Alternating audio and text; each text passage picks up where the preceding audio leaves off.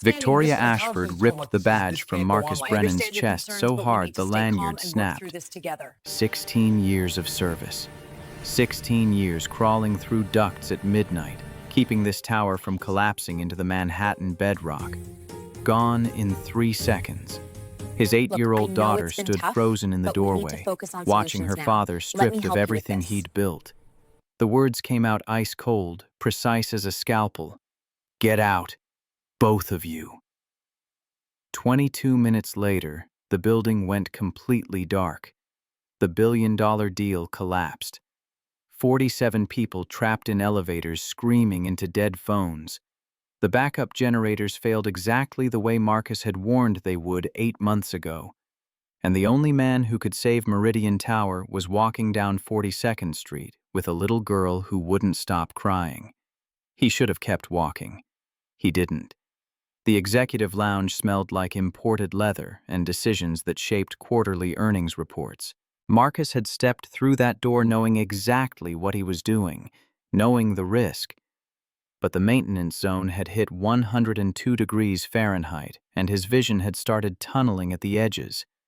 The concrete floor was radiating heat like a griddle. His shirt was soaked through. His hands were shaking from early-stage heat exhaustion. 15 more minutes in that industrial oven and someone would be scraping him off the floor with a spatula. Victoria stood at the center of the room like a monument to controlled fury, surrounded by 3 men in suits that cost more than Marcus made in a month. The Hartley Wells representatives. The competitors who'd been trying to buy Meridian for 2 years, ever since Jonathan Ashford's stroke had elevated his daughter from absentee socialite to corner office. She'd been in Paris when her father died, came back for the funeral wearing Chanel and grief in equal measure, took over the company 3 weeks later and immediately started firing people who'd known her father longer than she'd been alive. Her voice cut through the air like broken glass. "You think you can just walk into my executive lounge? You think the rules don't apply to you?" Marcus kept his voice level, the way the Navy had taught him during 4 deployments to Iraq, where losing your temper meant losing your life. HVAC failed on floors 15 through 22. This is the only room with working air conditioning. I needed to cool down before I passed out. Something flashed in her eyes. Not sympathy, not concern for his welfare. Calculation.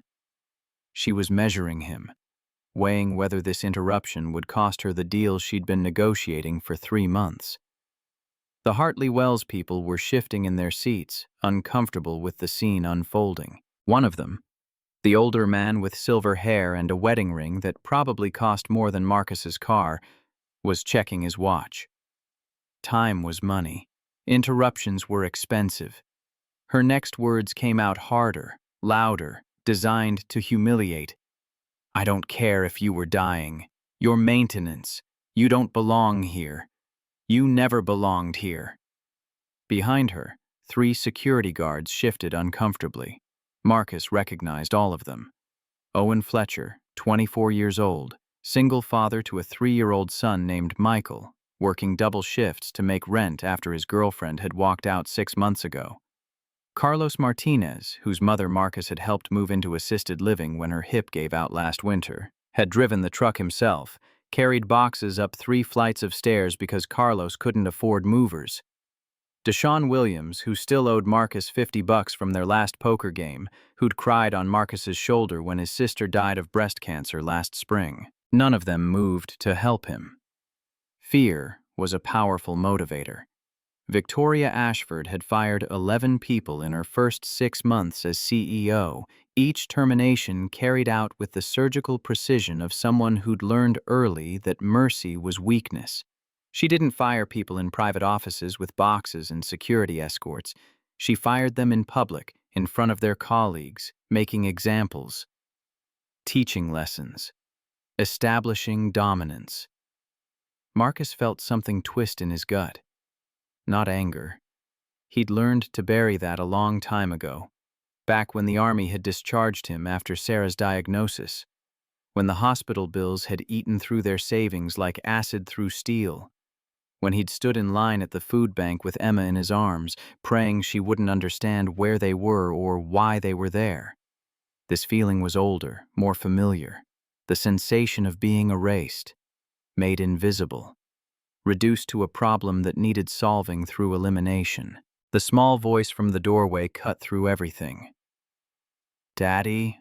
Emma stood there in her faded pink backpack, the one with the broken zipper that Marcus kept meaning to fix but never had time for, hair escaping from the braid Marcus had attempted that morning, before realizing he had no idea how to braid hair properly. Sarah had always done Emma's hair. Sarah had done a lot of things that Marcus was still learning to do badly. Her eyes were locked on the badge lying broken on the marble floor, the plastic cracked, the lanyard severed, Marcus's photo staring up at the ceiling like a corpse. The security guard who'd brought her up, Owen, who should have known better, who should have told Emma to wait downstairs, who should have protected her from seeing this, looked like he wanted to sink through the floor. His face was pale. His hands were shaking. He was 24 years old, and he'd just made a mistake that would probably cost him his job too. Marcus's heart stopped. His daughter wasn't supposed to be here. She was supposed to be safe at school, protected from scenes like this, shielded from watching her father get destroyed by people who saw him as less than human. She was supposed to be in Mrs. Patterson's third-grade class learning multiplication tables and reading Charlotte's Web. She was supposed to be anywhere but here. His voice came out rougher than he intended, scraped raw by fear and humiliation. "Emma, what are you doing here?" Her answer was so quiet he almost missed it over the hum of the air conditioning and the shuffle of expensive shoes on marble. "Mrs. Patterson sent me. You forgot to sign my permission slip for the field trip." Her voice trembled on the last word, the way it always did when she was trying very hard not to cry. "Daddy, why is your badge on the ground?" Victoria looked at the girl like she was an insect that had wandered into a boardroom. Her expression didn't shift toward compassion or recognition that she was staring at a child, at someone's daughter, at a human being small enough to be damaged by witnessing cruelty. If anything, her features hardened. The mask she wore, the CEO face, the daughter of Jonathan Ashford face, the woman in charge face, settled more firmly into place. The order came out flat, final, the kind of voice that expected immediate obedience. "Get her out of here. Both of them. Now!"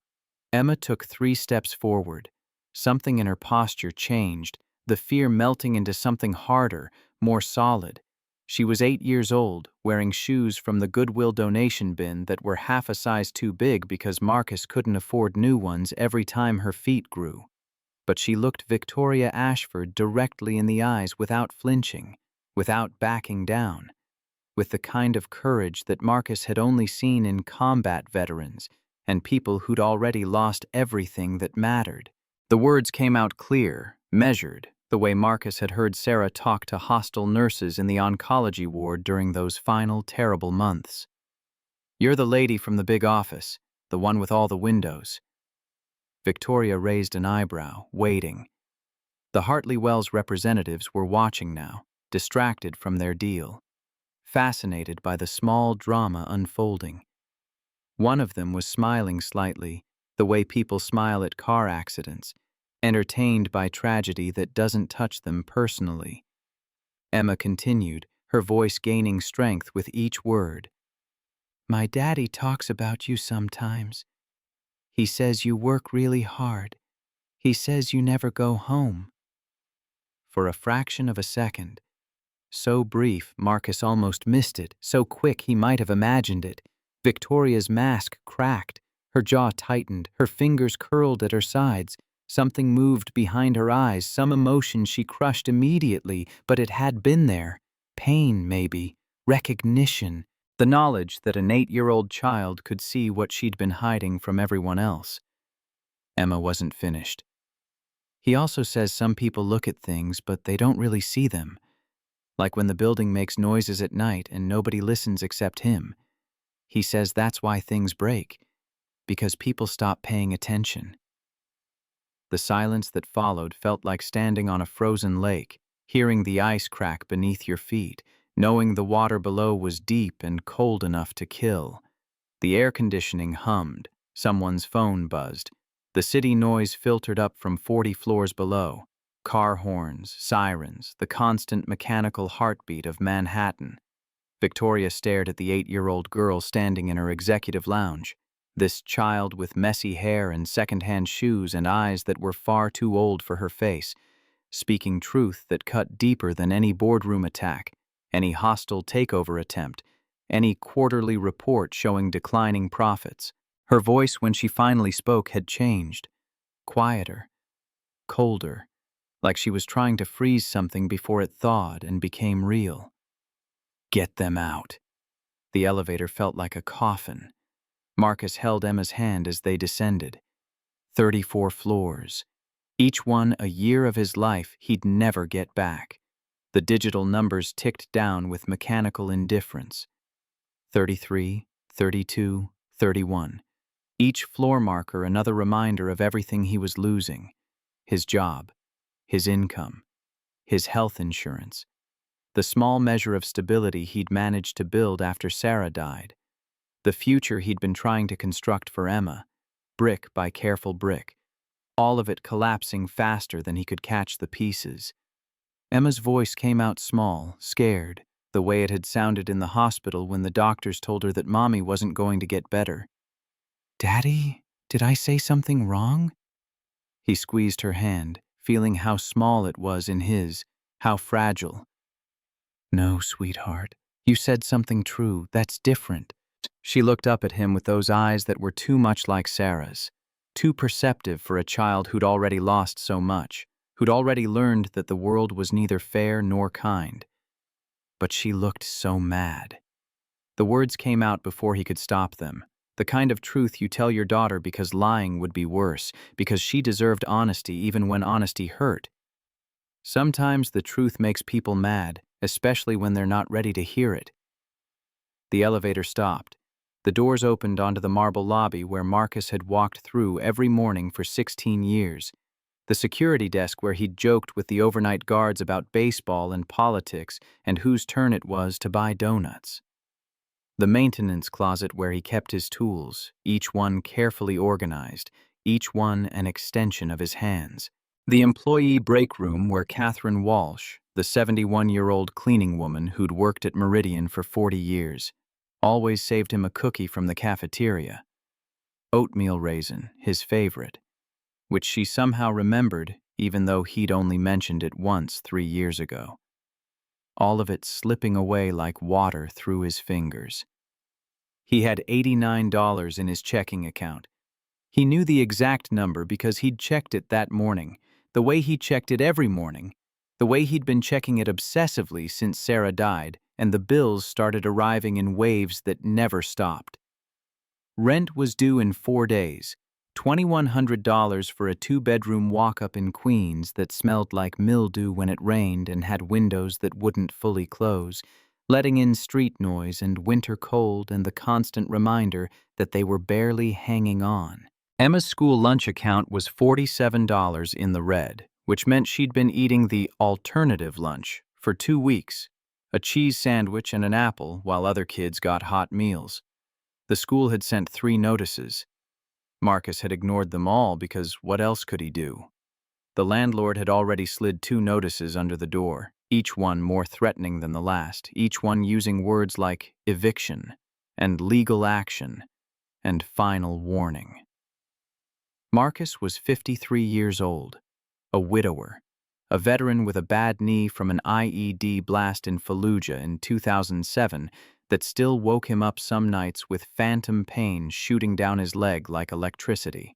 No college degree, just certifications in electrical systems and HVAC repair that he'd earned through night classes at the community college while Sarah was pregnant with Emma, sitting in classrooms with kids half his age, feeling ancient and out of place but grimly determined to build something better than what he'd had growing up.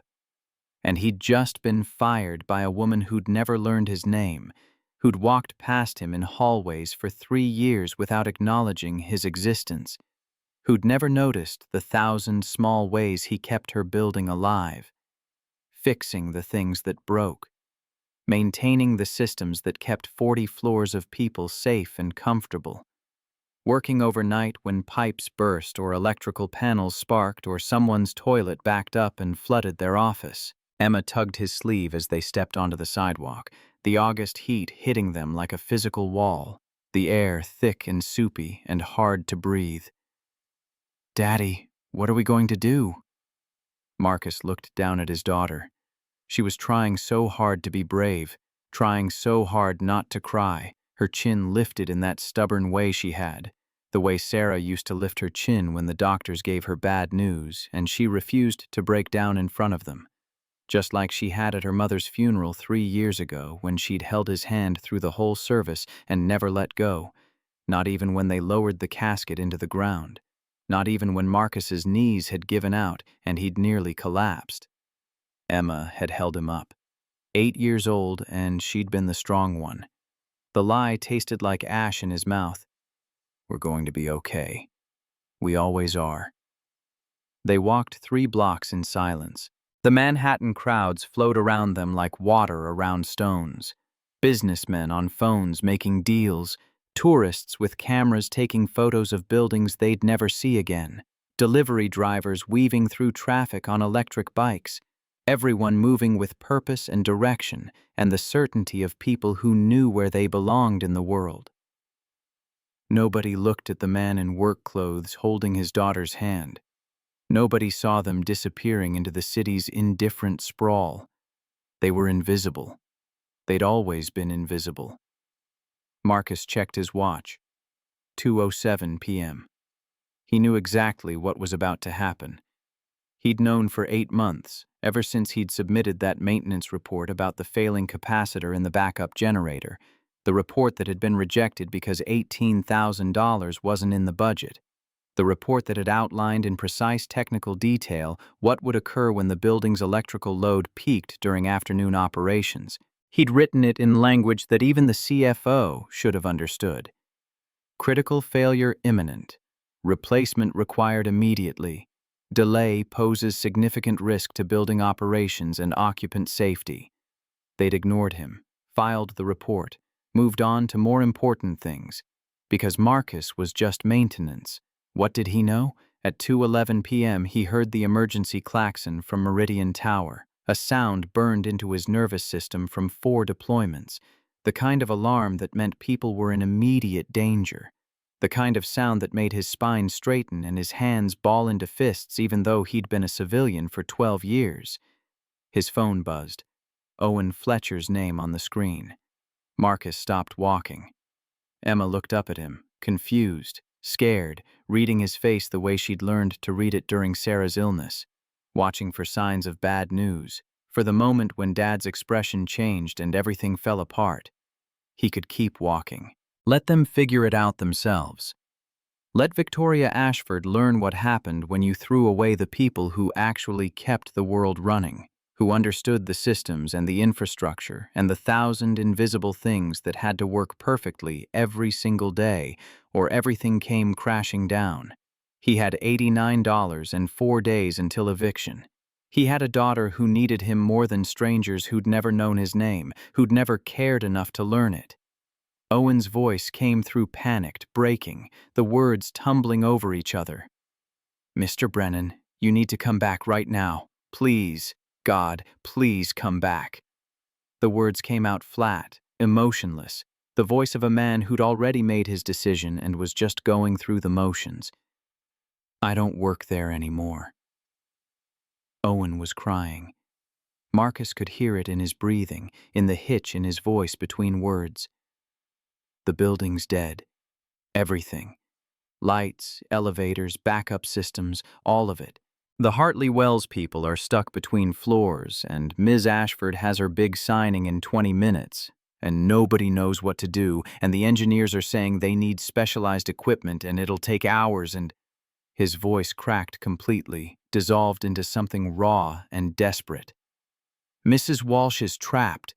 She's 71 years old, Mr. Brennan. She's having a heart episode. She can't breathe properly.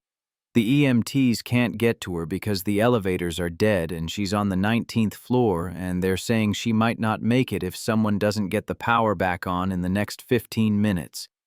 Catherine Walsh. The woman who'd brought homemade soup when Sarah was dying. Chicken noodle with actual chicken, not the canned stuff, made from scratch because she'd known Marcus couldn't afford to buy groceries and cook meals at the same time. Who'd sat with Emma in hospital waiting rooms when Marcus couldn't leave his wife's bedside, reading picture books in her soft Irish accent, distracting a 6-year-old from the fact that her mother was dying 3 floors up. Who'd slipped cash into his locker with notes that said, "For the little one," when she thought no one was looking. $20 here, $50 there. Never enough to be insulting, but always enough to matter. Marcus stood frozen on the sidewalk, people streaming past him like he was a rock in a river, his daughter's hand in his, the phone pressed to his ear. 47 seconds of silence while his brain calculated the cost of walking away versus the cost of going back. The mathematical certainty of poverty and homelessness if he helped people who'd just humiliated him. The moral weight of letting an old woman die to teach Victoria Ashford a lesson she'd never learn anyway. Emma was watching him with those 2 perceptive eyes, reading his face, understanding more than she should. "Daddy, is someone hurt?" He couldn't lie to her. Not about this. Not when she was looking at him like that, waiting for him to be the person she believed he was. "Yeah, baby. A lot of people." She didn't ask if he was going to help. She didn't ask what he was going to do. She asked something harder, something that cut right to the heart of who he was and who he wanted to be. "Are you going to help them?" The truth came out raw, scraped from somewhere deep in his chest. "I don't know if I should." Emma's grip on his hand tightened. Her voice came out steady, older than 8 years old, carrying the weight of watching her mother die, and understanding that sometimes you had to do hard things anyway, that sometimes being good meant doing things that hurt. "Mom would want you to. Even if they were mean." Sarah's voice in his memory, clear as if she were standing next to him on the hot sidewalk. "Doing the right thing isn't about whether people deserve it, Marcus. It's about who you are. It's about who you choose to be when no one's watching." Marcus looked at his daughter. This fierce, stubborn, impossibly wise little girl who'd already lost so much, who'd watched her mother waste away to nothing, who'd held Marcus's hand at the funeral and whispered, "It's okay, Daddy, I'm here," when he'd started to fall apart. He thought about Catherine Walsh trapped in an elevator, chest seizing, wondering if anyone was coming. He thought about the night janitors who depended on him to fix the heating before winter hit, who were all immigrants working second jobs, who couldn't afford to lose a single shift. About the security guards who had families and mortgages and children in college. They didn't choose this. Victoria Ashford had made her choices. But the people trapped in the dark hadn't done anything wrong. They were just trying to get through another day. The words came out before he could stop them. "We're going back." Emma nodded slowly, like she was solving an equation in her head, working through the logic. "Okay, but I'm coming with you." His immediate response was automatic, protective. "Emma, you can't—" She cut him off with words that sounded exactly like Sarah, with that same tone of absolute certainty. "You said we're a team. Teams don't split up."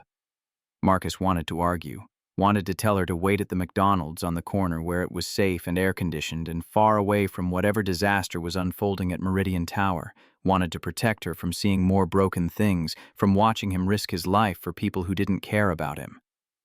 But Emma's eyes were locked on his, steady and certain, and he recognized that expression. It was the same look Sarah had given him in the hospice when she'd made him promise not to fall apart after she was gone, when she'd grabbed his hand with what little strength she had left and said, "Promise me you'll be okay.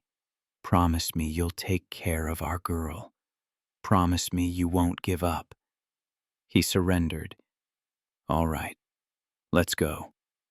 They ran the 3 blocks back. Emma's backpack bouncing against her shoulders, Marcus's bad knee screaming with each impact, sending jolts of pain up his leg that he ignored because pain didn't matter when people were dying. By the time they reached Meridian Tower, the lobby was chaos. Emergency lights painted everything in blood-red shadows. People huddled in corners, some crying, some shouting into dead phones, some just sitting with their heads in their hands staring at nothing. Security guards moved through the crowd trying to maintain order and failing badly, their voices swallowed by the noise and panic. The usual hum of the building, the HVAC, the elevator motors, the 1,000 tiny mechanical sounds that meant everything was working properly, had gone silent. The building was dead, and in the silence, you could hear people's fear. Marcus pushed through the confusion with Emma's hand locked in his. He moved with purpose, with direction, like a man who knew exactly where he was going and what he needed to do. Because he did. He'd spent 16 years learning every system in this building, every wire and pipe and junction box. He'd crawled through spaces that engineers had only seen on blueprints. He'd fixed things that other people didn't even know were broken. Meridian Tower talked to him in ways it spoke to no one else. He could hear it dying now. Owen appeared from the crowd, face slick with sweat, eyes red from crying. "Thank God. Thank God you came back. It's bad, Mr. Brennan, really bad. The engineers don't know what to do, and the fire department is stuck in traffic and misses. Walsh's—" Marcus was already heading toward the service corridor, pulling Emma with him. "Main junction's in the sub-basement. If I can reroute power from the emergency grid, I can get the elevators moving." Owen jogged to keep up, his radio crackling with voices reporting more problems. "But the fail-safes, the automatic systems should have—" Marcus didn't slow down. "Forget the fail-safes. The fail-safes are dead. That's what I've been trying to tell you people for 8 months. The capacitor's shot. The whole backup system is compromised. I need to bypass it manually." They reached the service elevator, the old one, the manual one that nobody used anymore because it was slow and creaky and smelled like motor oil and rust. It didn't rely on the building's main electrical system. It was mechanical, operated by cables and counterweights, the way elevators had worked 100 years ago. Marcus pulled open the gate with a screech of metal on metal and stepped inside. His voice came out firm, non-negotiable. "Stay here, Emma." Emma's response was just as firm. "No." He turned to face her, ready to argue, to use his father voice, to pull rank. "Emma, I'm not leaving you." She stepped into the elevator and grabbed the safety rail with both hands, her knuckles white. "I'm not leaving you. Not ever." Marcus looked at his daughter for a long moment. 8 years old, already too familiar with loss, standing in a manual elevator in a dying building because she refused to let him face danger alone. Because she'd already lost her mother, and she wasn't going to lose him too. Not if she could help it. Not if staying close meant she could keep him safe through sheer force of will. He reached out and pulled her close, kissed the top of her head. "Hold on tight, and don't touch anything." The sub-basement was a maze of shadows and pipes, lit only by emergency lights that cast everything in sickly green. Marcus moved through it like a man walking through his own bloodstream, knowing every turn without thinking, his hands reaching for valve handles and junction boxes in the dark. He'd spent more hours down here than he could count. Knew every valve, every junction, every quirk of the aging infrastructure. The building talked to him. The whine of dying pumps, the groan of overloaded circuits, the desperate hum of systems trying to stay alive on reserve power that was draining by the second. He pointed to a junction box in the corner, half hidden behind a support column, covered in decades of dust and grime. There. The surge blew the main breaker, and because the backup capacitor's shot, the generators can't jumpstart the grid. The whole system's cascading. Every backup is trying to come online and failing, which triggers the next failsafe, which fails, which triggers the next one. It's eating itself alive. Emma's voice was small in the darkness, echoing off concrete walls. Can you fix it? Marcus was already pulling tools from the emergency kit mounted on the wall. Wire cutters, electrical tape, a voltage meter, all of it covered in dust because nobody came down here anymore. Maybe. But I need to reroute power from the emergency reserves. That means bypassing about 6 different safety protocols that exist for very good reasons. If I mess this up, I could fry every circuit in the building. Or I could fry myself. She understood what he wasn't saying, what he was trying not to say. Will it be dangerous? He looked at his daughter, her face pale in the dim emergency lighting, ghostly. Her hands trembling, but not running, not hiding, not asking him to stop. Yeah, it might be. Emma took a shaky breath, steadying herself the way she'd learned to steady herself in hospitals and funeral homes. Okay. Another breath, deeper. You've done dangerous things before. In Iraq, Mom told me stories. She said you saved people. She said you always came back. Always. Marcus felt his throat tighten. Sarah had told Emma stories about his deployments. Stories he'd never told her himself because he didn't want Emma to know about Fallujah and Ramadi and all the places where Marcus had learned that fear was something you acknowledged and then ignored because people were counting on you, because your squad depended on you, because if you let fear stop you, then people died. His voice came out rough with emotion. I'll come back. I promise. He went to work. His hands moved from muscle memory, testing connections, tracing faults, coaxing the old systems back to life the way he'd done hundreds of times before. The junction box was hot to the touch, the metal warm enough to burn skin. The wiring was frayed, insulation cracking, bare copper showing through in places. Every time he touched a connection, sparks jumped and danced like angry fireflies, showering down in little cascades of light. One wrong move, and he'd fry himself. But somewhere above him, 47 people were trapped in the dark. Catherine Walsh was having a heart episode, and Victoria Ashford was about to lose everything she'd built on top of what her father had built on top of the labor of people like Marcus, who kept the machinery running. 3 minutes in, a spark caught the insulation. Small flame, acrid smoke filling the small space with the smell of burning plastic. Marcus tore off his jacket and smothered it, the smell of burned cotton joining the burning plastic, his hands coming away with new burns to add to the collection of scars from 16 years of maintenance work.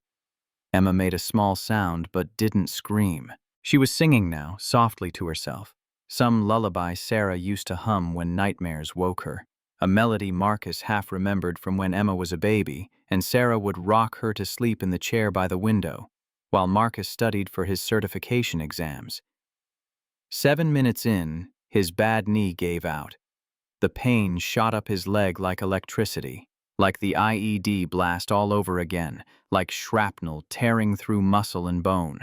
He dropped to a crouch, then to his knees, crawling the last few feet to reach the backup relay because standing wasn't an option anymore, and there wasn't time to wait for the pain to pass.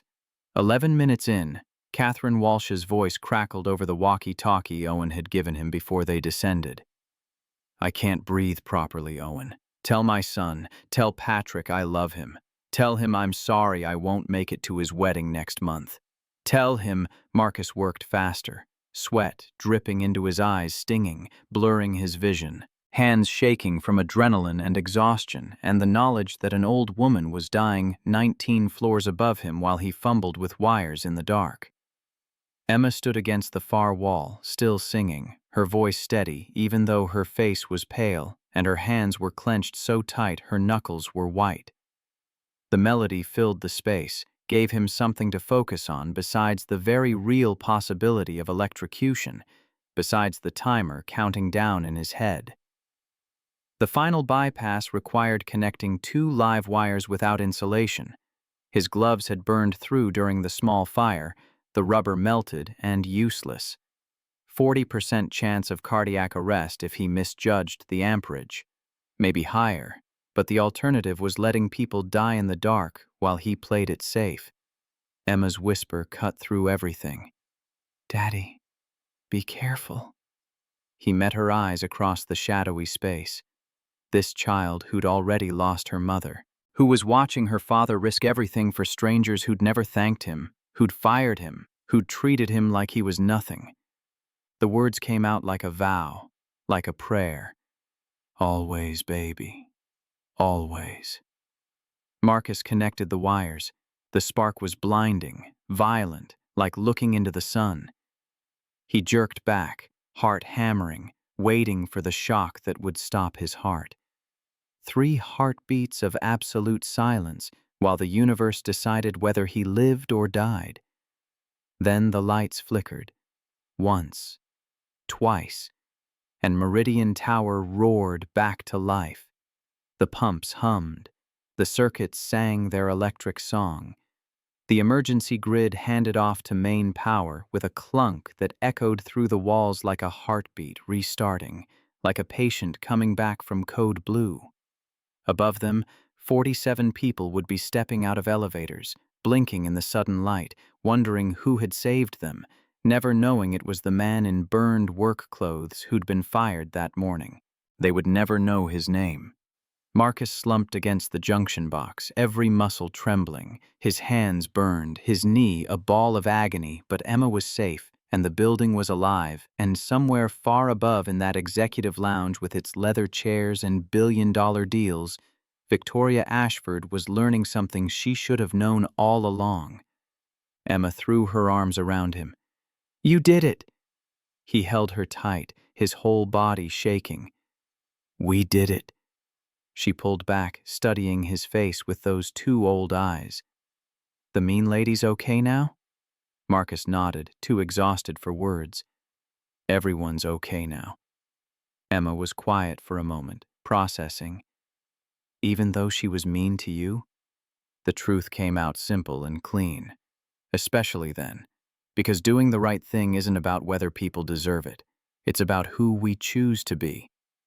The coffee shop on 53rd and Lexington smelled like burnt espresso and broken promises. Marcus arrived at 11:40 a.m. on Wednesday, day 3 of his unemployment. Old habits from the Navy died hard. Know every exit before someone walks through the door, sit with your back to a wall, keep your hands free. He chose a table in the back corner with clear sightlines to the entrance and the service exit through the kitchen. 2 ways out. Always 2 ways out. That had kept him alive in Fallujah.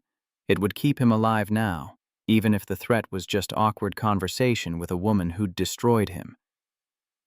Victoria walked in at 11:43, 17 minutes early. She wore jeans and a gray sweater, hair pulled back in a ponytail that made her look younger than 38, more vulnerable than the woman who'd ripped his badge off 2 days ago. No heels, no armor, no designer suit. Just a woman trying very hard not to look like a CEO, trying to hide in plain sight among the midday crowd of freelancers and students with laptops. Her opening was careful, tentative. "You're early." Marcus kept his voice neutral, giving her nothing. "So are you." She slid into the chair across from him. Her hands shook, a fine tremor that she tried to hide by shoving them under the table, but Marcus had already seen. He'd seen the same tremor in soldiers before combat, in Sarah before doctor's appointments, in Emma at the funeral. Fear had a physical signature. Victoria Ashford was terrified. The words came out rushed, like she'd rehearsed them, but they were coming out wrong anyway. "Thank you for coming. I wasn't sure you would. After everything I did, I wouldn't have come if I were you. But I'm glad you're here. Thank you." He gestured at the check he'd brought with him, still uncashed, sitting on the table between them like evidence in a trial. "You're paying me to be here. That's 3 months of rent. Hard to say no to that." Something flickered across her face. Shame, maybe, or recognition of the vast gulf between their financial realities. Between a woman who could write an $8,000 check without thinking about it and a man who counted pennies at the grocery store. It's what you were owed. 16 years of service. The severance they gave you was insulting. Marcus studied her across the scarred wooden table, the dark circles under her eyes like bruises, the tension in her jaw, muscles tight enough that he could see them working, the way she kept glancing toward the door like she expected someone to burst through and expose whatever secret she was carrying. She looked like someone who hadn't slept in days, like someone being hunted. His voice came out direct, cutting through the careful politeness. You said someone's trying to destroy your company. Start there. Victoria took a breath, steadying herself. 6 months ago, we started noticing irregularities. Small things at first. Shipments that were supposed to arrive on Tuesday showing up on Thursday, just late enough to cause problems, but not late enough to trigger penalty clauses. Research data corrupted in ways that looked like software glitches, random file corruption, the kind of thing that happens sometimes, except it kept happening to critical files. Key employees leaving without explanation. Good people, loyal people, suddenly taking jobs elsewhere for no clear reason. And when I asked them why they left, they couldn't give me a straight answer. Or they wouldn't. She pulled out her phone with hands that still trembled slightly and slid it across the table. Marcus looked at the screen. Financial records, bank statements, transaction histories, all of them linked to offshore accounts bearing Victoria Ashford's name. The numbers were staggering. Millions of dollars moving through shell companies in the Cayman Islands, Panama, Singapore. Money laundering on a scale that would put her in federal prison for 20 years if it were real. Her voice was tight, controlled, the voice of someone holding panic at bay through sheer force of will. These are fake. I've never seen these accounts in my life. I've never moved money offshore. I've never done any of this. But they're good fakes. Good enough that the board of directors launched an internal investigation 3 weeks ago. Good enough that 3 board members have already suggested I step down pending the outcome. Good enough that the FBI called me last week asking questions. Marcus set the phone down carefully. You're being framed. A nod, sharp and certain. Yes. And whoever's doing it knows everything about me. My schedule down to 15-minute increments. My passwords, all of them, including ones I thought were secure. My private meetings, including conversations I've had behind closed doors with no recording devices present. They know things that only someone very close to me could possibly know. Someone with access to my entire life. The next part came out harder, like pulling glass from a wound. You have a suspect. Victoria's face tightened, every muscle drawing taut. Claire Donovan. She's been my executive assistant for 9 years. She was with me before I became CEO, back when I was just Jonathan Ashford's disappointing daughter, who spent too much time in Paris and not enough time learning the family business. She was there during the transition after my father died. She held my hand at the funeral. She's the only person in the world who has access to everything. My calendar, my emails, my personal files. She knows my coffee order, Sophie's school schedule, the security code to my apartment. She knows which board members are having affairs and which ones are in AA and which ones are planning to retire. She's... The word caught in her throat like a bone. She was the closest thing to family I had. Marcus waited. He could see her struggling with the betrayal, fighting against the part of herself that wanted to believe Claire was innocent, despite all evidence pointing the other way. He knew that fight.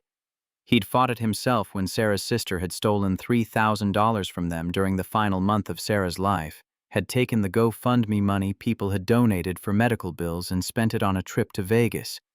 He'd wanted so badly to believe it was a mistake, a misunderstanding.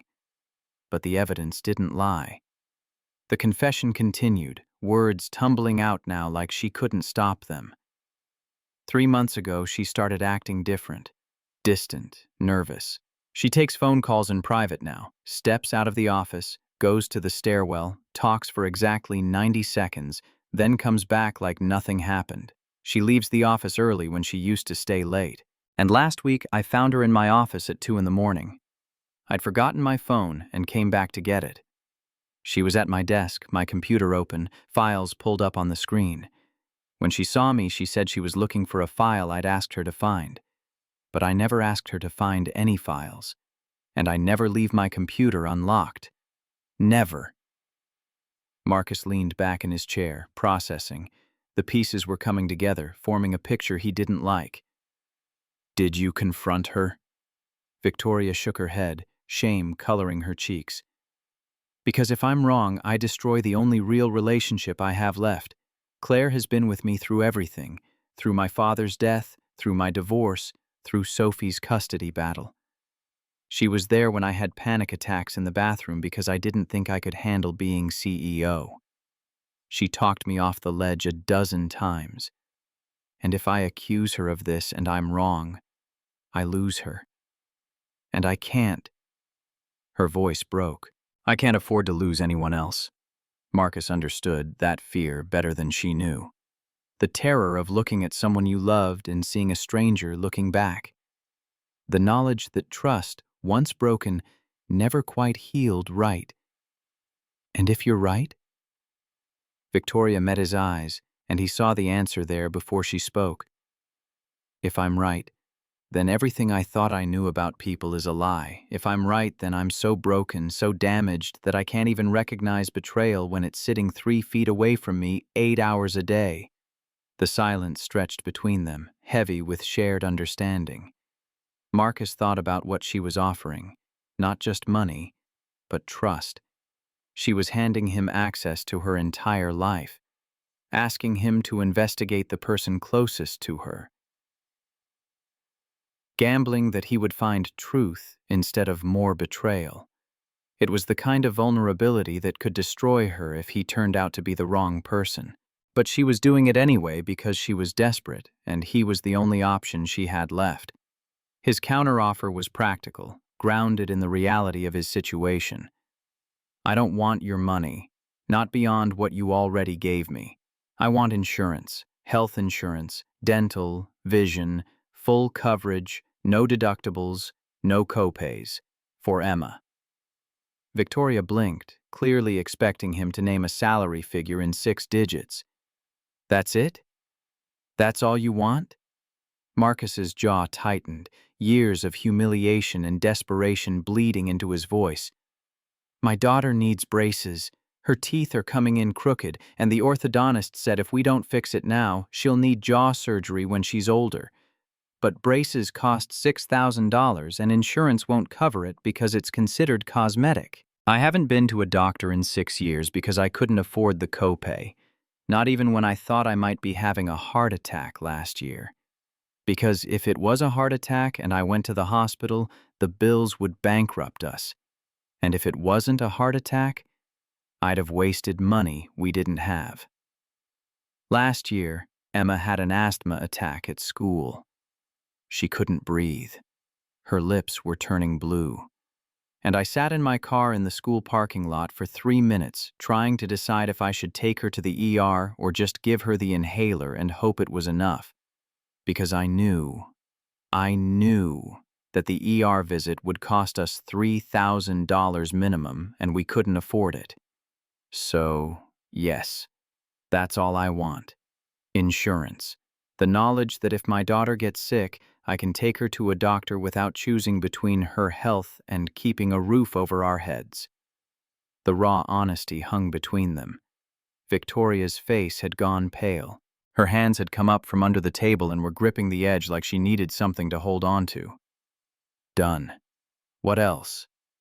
He continued, each condition non-negotiable, carved from years of sacrificing himself for a job that never cared. Flexible hours.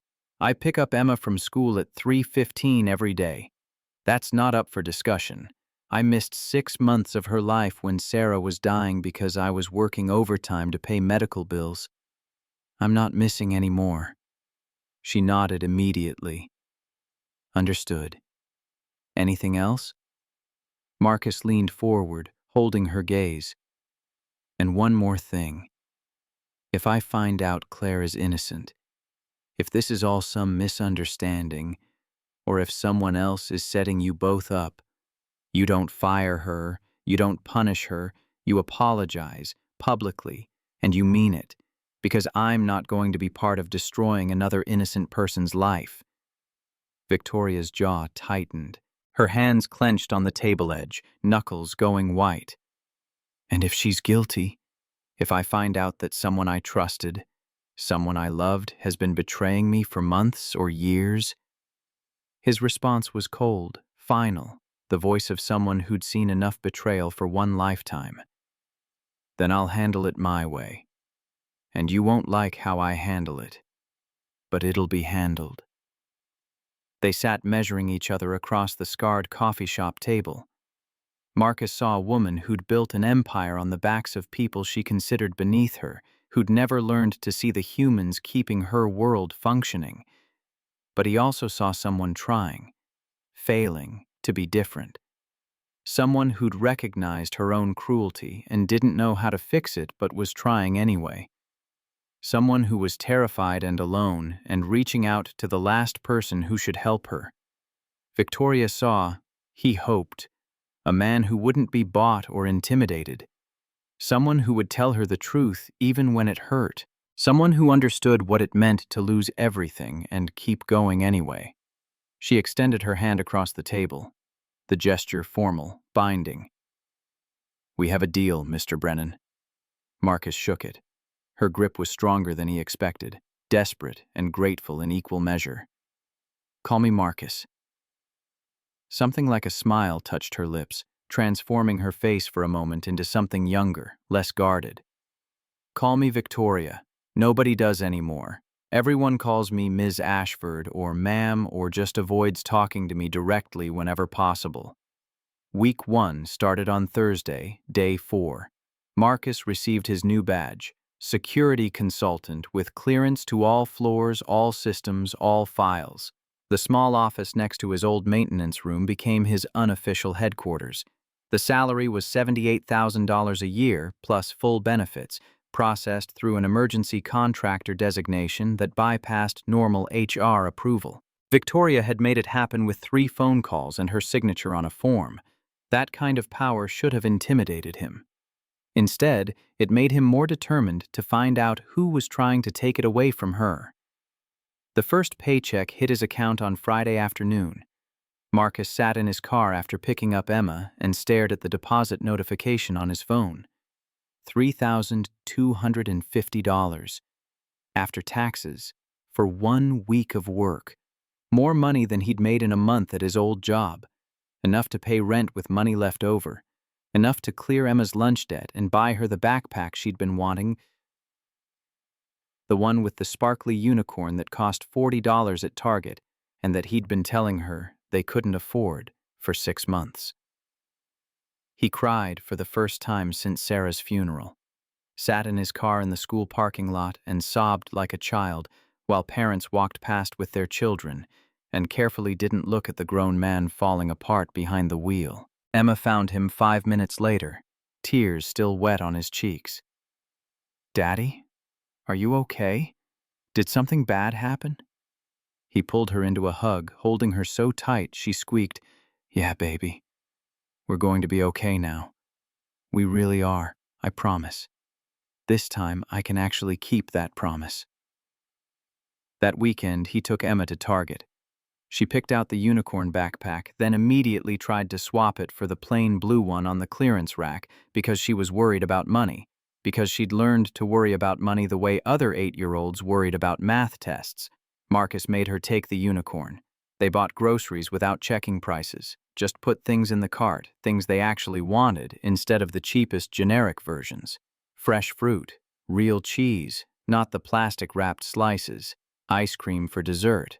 They got ice cream after dinner that night, went to the good place that made their own waffle cones. Small luxuries that had been impossible for 3 years suddenly became possible again, and Emma kept looking at him like she was afraid it was a dream, Like she'd wake up and they'd be back to counting pennies and eating ramen for dinner 4 nights a week.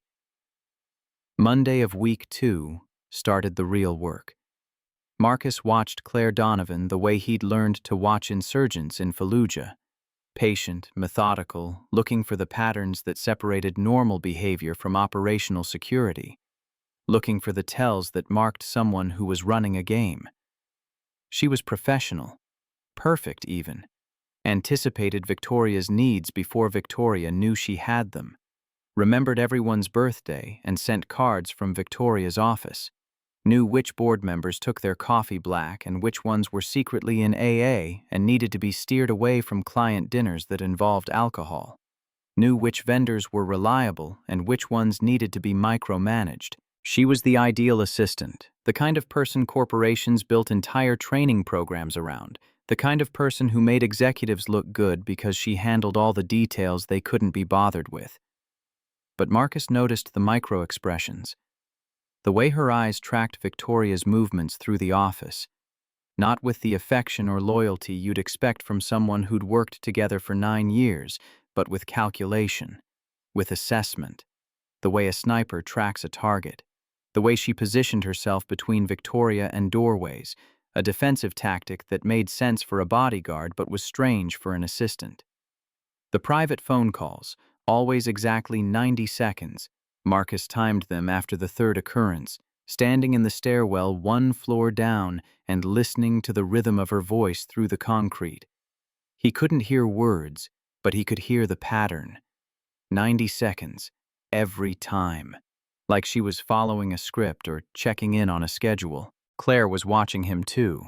She knew he was investigating something, though she couldn't know what or why. She launched a friendly campaign, brought him coffee in the mornings, asked about Emma with what seemed like genuine interest, expressed sympathy about Sarah's death in ways that felt practiced but not insincere. She was good. Really good. The kind of good that came from years of practice at reading people and giving them what they wanted. Marcus played along. He smiled, shared harmless stories about his daughter, accepted the coffee even though he poured it out later in the men's room because you never drank something someone handed you when you were investigating them. The Navy had taught him that paranoia and survival were often the same thing. Trust got you killed. Verification kept you alive. On Tuesday of week 2, day 10 since his firing, Victoria called Marcus into her office. Claire was there, professional and pleasant, tablet in hand. Victoria needed both of them to coordinate security for an upcoming board presentation. The meeting lasted 20 minutes. Claire took notes on her tablet, asked smart questions about sightlines and emergency exits, suggested improvements to the proposed protocol that would actually make things safer. She was good at her job. That was what made this so hard. When Claire left, Victoria waited exactly 10 seconds, long enough for Claire to be out of earshot, but not so long that it would seem suspicious if someone was listening. Before speaking, her voice dropping to a whisper. She's been in my office twice this week when I wasn't here. Building security logged her badge access. Tuesday at 6:45 a.m. and Thursday at 9:30 p.m., both times when she knew I wouldn't be there, both times she was alone. She was in there for 37 minutes on Tuesday and 41 minutes on Thursday. Marcus kept his expression neutral, aware that there might be cameras, that Claire might be watching. What reason did she give? Victoria's hands clenched on her desk, the only outward sign of her distress. She said she was picking up files I'd asked for. But I never asked for files. I never ask her to come to my office when I'm not here. There's no reason for it. If I need something, I call her and she brings it to me, or I get it myself. But when security asked her about it, she had a perfectly reasonable explanation. She even showed them the files. And I couldn't say anything because if I push too hard, she'll know I'm suspicious. The fear in Victoria's voice was palpable. She was watching her entire world betray her, one small discovery at a time, and she couldn't do anything about it without tipping her hand. Wednesday of week 2 brought an unexpected complication. Victoria's assistant for scheduling, not Claire, but a lower-level administrator named Jennifer, who handled the calendar software, quit without notice. Left a brief email at 6 a.m. saying she'd accepted another position and wouldn't be coming in. Victoria's nanny for Sophie also quit the same day, sent a text message at 7:30 saying there was a family emergency and she had to leave the city immediately. Both departures felt scripted, coordinated. Too much coincidence. Victoria was stuck in an emergency board meeting when school let out at 3:15. She called Marcus in a panic, her voice tight with stress. "I have no one to pick up Sophie. Jennifer's gone and I can't reach the backup service and the nanny's not answering her phone and I can't leave this meeting. If I leave, the board will see it as another sign I'm not fit to lead, that I can't handle pressure, that I'm letting personal issues interfere with business. Can you... I know it's not your job, but can you pick her up? Just this once. I'll owe you. I'll figure something out for tomorrow, but just today..."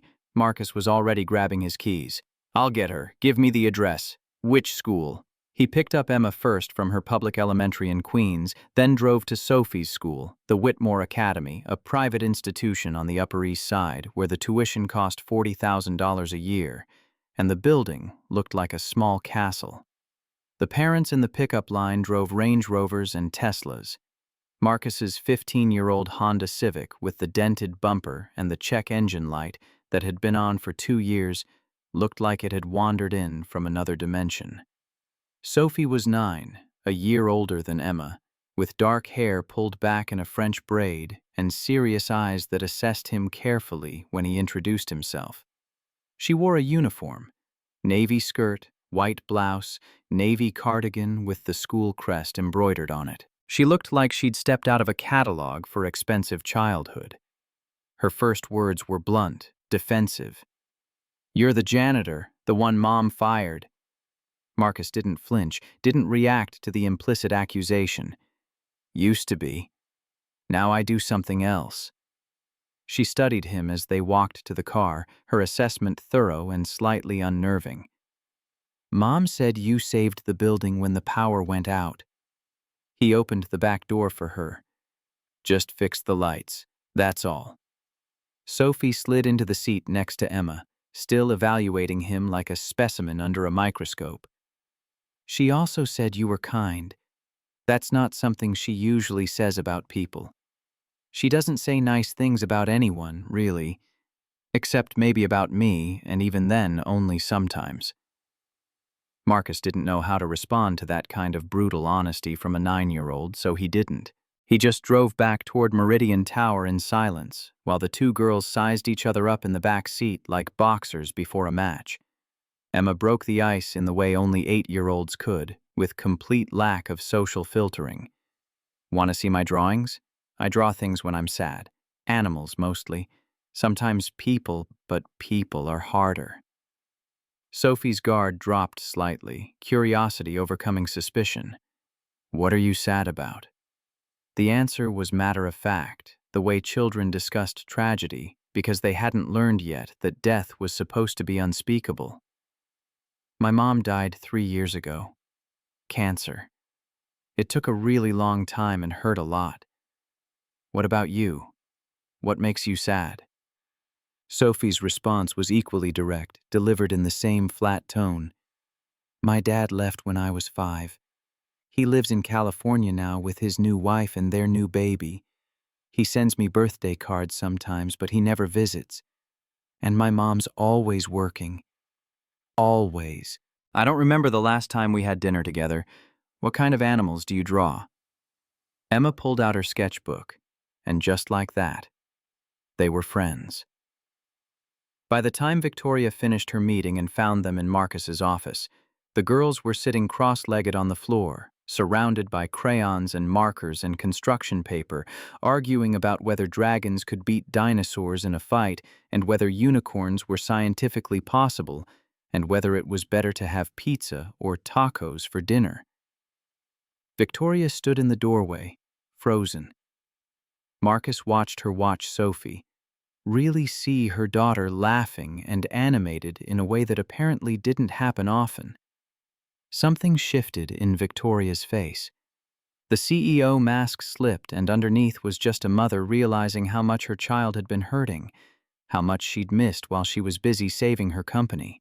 They ordered Chinese food and ate in Victoria's office because the conference room felt too formal, and neither adult wanted to break whatever spell the girls had fallen under.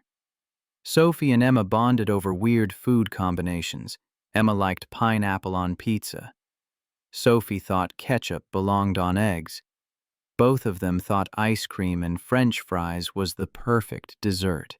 Marcus and Victoria talked around the edges of their investigation, speaking in code while the girls drew pictures of dragons fighting dinosaurs in epic battles that somehow ended with everyone being friends. At one point, they both reached for the soy sauce at the same time. Their hands touched. Their eyes met. The contact lasted maybe 2 seconds before they both pulled back, awkward and flustered. But something had changed. Some invisible barrier had been crossed. Marcus felt it. From the look on Victoria's face, she felt it too. Friday of week 2, day 12 since his firing, Marcus followed Claire after work. She left at 6:52 p.m., earlier than usual, but not suspiciously so. She drove to the Upper East Side, a neighborhood well beyond what her salary could afford unless she had family money or a second income. She parked outside a brownstone worth at least $8 million based on the comparable sales Marcus looked up later. The building was 4 stories, pristine, with window boxes full of flowers that someone paid a gardener to maintain. 20 minutes later, she came out with a man. 50s, gray suit that fit too well to be off the rack, silver watch catching the streetlight. Marcus recognized it from his time doing security for wealthy clients in his Navy days. Patek Philippe, $40,000 easy, maybe more. They talked for 4 minutes on the sidewalk, their body language careful. Practiced. Not intimate, but familiar. Like business partners. Like conspirators. Claire handed him a USB drive. Small, black. The kind you could buy at any office supply store. The man handed her an envelope. White. Business-sized. Thick enough that it probably contained cash or documents. They parted like strangers, walking in opposite directions without looking back, without any gesture of affection or acknowledgement.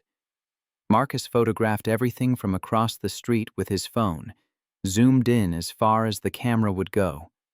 The license plate on the man's car, the building number, the exact time of the exchange, the USB drive changing hands, the envelope.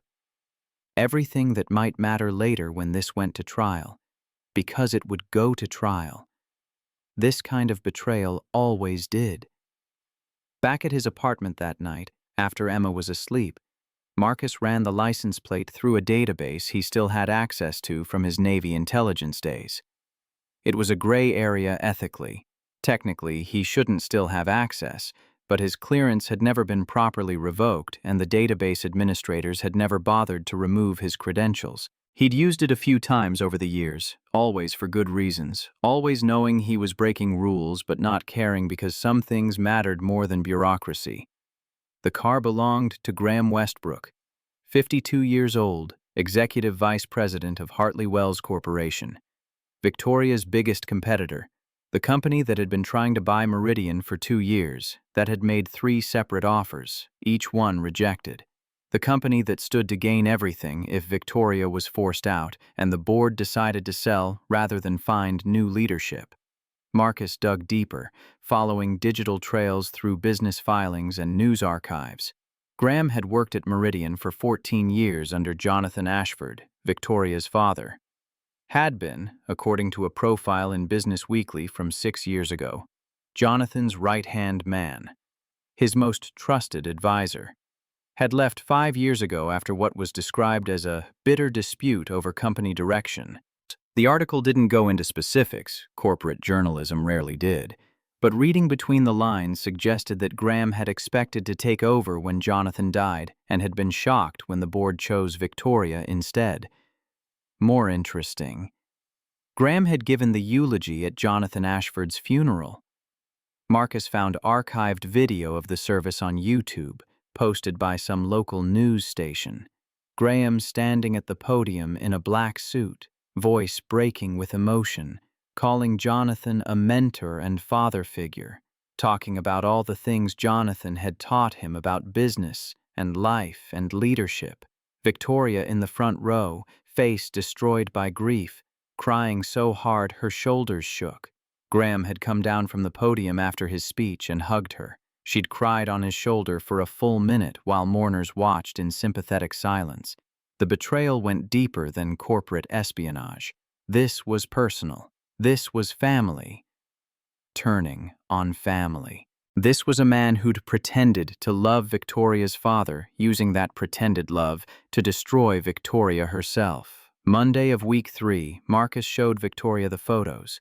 They were alone in her office at 11 p.m., both exhausted from 18-hour days trying to keep the company stable while an invisible enemy sabotaged them from within. Victoria's eyes had the glassy look of someone running on caffeine and willpower and nothing else. Victoria's face went white when she saw Graham's picture. No, not Graham. He was like an uncle to me. After my father died, Graham was the one who helped me understand the business. He spent hours with me, explaining things, answering questions. He was patient when I didn't understand. He was kind. Her voice broke. I trusted him completely. Still trust him. Or I did until 30 seconds ago. Marcus kept his voice gentle but firm, not letting her retreat into denial. He hugged you at the funeral. Then he went to work for your biggest competitor and started stealing your secrets. That's not kindness. That's not patience. That's betrayal dressed up as affection. Victoria stood up abruptly, her chair rolling back and hitting the credenza behind her desk with a thud. She paced to the window, stared out at the city lights spread below them like a circuit board. I can't trust anyone. Everyone I love betrays me. My father worked himself to death rather than spend time with me. My ex-husband left me for someone younger and prettier and less complicated. Claire's been sabotaging me for God knows how long. And now Graham... She laughed, but it was an ugly sound, broken.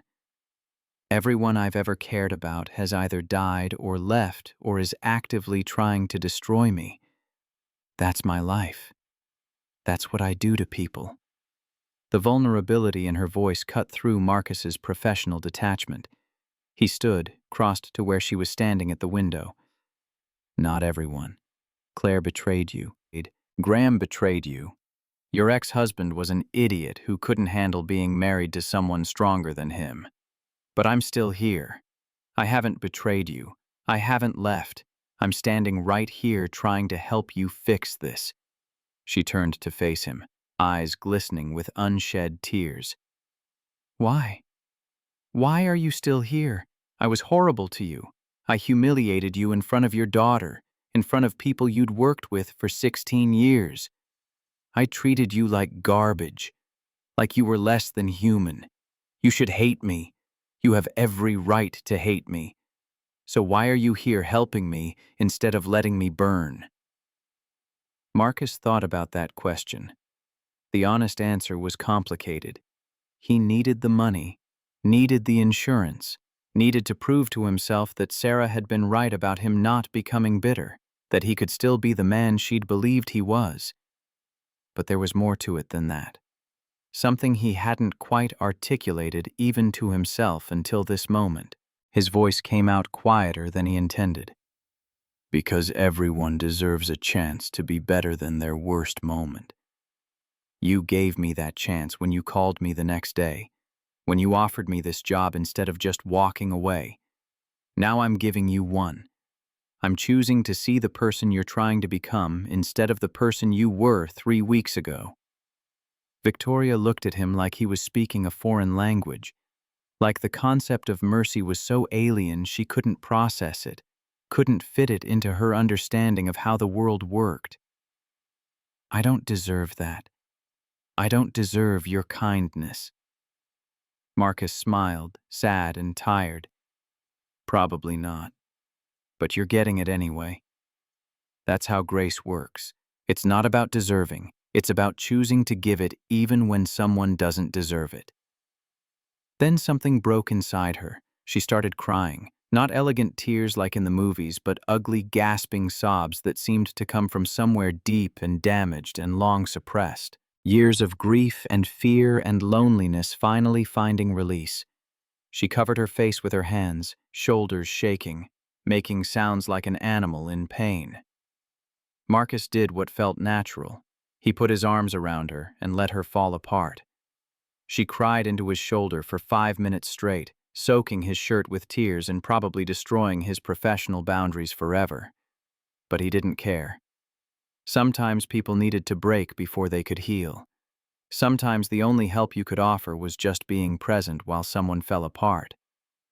When she finally pulled away, her face was blotchy and her eyes were red and her carefully applied makeup was destroyed, and she looked more human than he'd ever seen her. "I'm sorry, I don't usually... I never cry. Not in front of people. Not since I was a child." Marcus handed her the box of tissues from her desk. "It's okay. Sometimes you need to break before you can heal. My wife taught me that. She used to say that tears were just water washing away old hurt to make room for new growth." Victoria wiped her eyes, tried to reconstruct her composure, and failed. "Your wife sounds like she was a good person." Marcus smiled, thinking about Sarah. She was. She was the best person I've ever known. And she believed I could be good too. I'm trying to live up to that belief. They stood in silence for a moment, the city humming below them. 40 floors of people sleeping or working or living their lives, unaware that everything might be about to change. Then Victoria started talking. The words came out in pieces, fragments of a story she'd been holding inside. "My father died at his desk. 16-hour days, 7 days a week, for 30 years. He built Meridian from nothing. Started with one building, grew it into an empire, but it cost him everything. His health, his marriage. My mother left when I was 12. His relationship with me. I was so busy being angry at him for never being there that I never noticed he was killing himself." She took a shaky breath. "I was in Paris when he collapsed, living the life of a useless socialite, spending his money, pretending to be important while he did the actual work. By the time I flew back, he was in ICU. He died holding my hand. His last words were, 'I'm sorry I never saw you.' And I realized that I'd spent my whole life waiting for him to notice me, to be proud of me. And he'd spent his whole life building something to leave me. And we'd both wasted all that time being angry at each other for not being what the other person needed." Marcus stayed quiet, letting her tell the story at her own pace. Victoria continued. "After he died, I found safety reports he'd buried, structural issues he'd ignored to save money, workers who'd been injured because he'd cut corners on maintenance, on equipment, on safety protocols. 3 people were hurt badly. One of them never walked again. My father paid settlements, signed NDAs, buried the evidence, and kept cutting corners. He chose profit over people until the stress of covering it up killed him." Her voice broke again. "I became CEO determined to be different, to be better than him, to actually care about the people who worked for me instead of seeing them as tools. But instead, I became worse. I turned myself into a machine that treated people like assets because if I didn't care, I couldn't be hurt. If I was hard, I couldn't break. But the result..." She looked at Marcus. "I became exactly what destroyed my father. A person who couldn't see people, who only saw obstacles or assets, who fired a man who'd given me 16 years of loyalty because he dared to need 5 minutes of comfort." Marcus thought about Jonathan Ashford, about the buried reports Victoria mentioned, about the pattern emerging. "Graham was there. He worked under your father." Victoria nodded. He was chief operating officer, my father's right hand. They were together constantly. Graham ran the day-to-day operations while my father handled strategy and big-picture stuff. Marcus's gut told him the rest before his brain caught up. Graham warned your father about the safety issues. Your father ignored him. Maybe fired him to keep him quiet when he pushed too hard. The color drained from Victoria's face. How do you know that?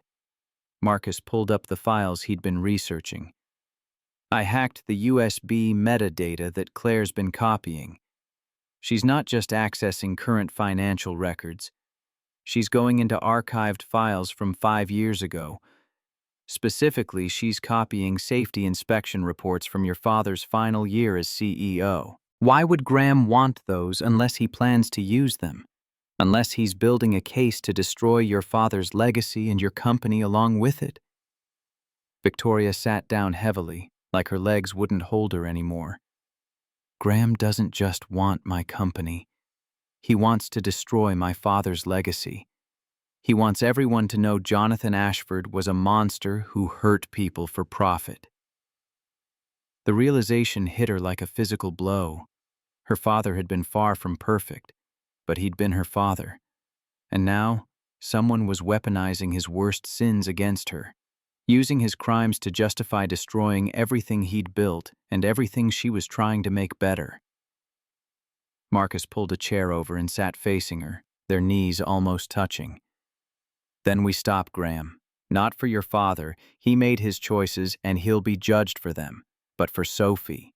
So she grows up knowing her grandfather was human, not a monster. So she understands that people are complicated, that they can do terrible things and still love their families. That's the truth. And the truth is always better than a lie, even when it hurts. Victoria looked at him with something like wonder.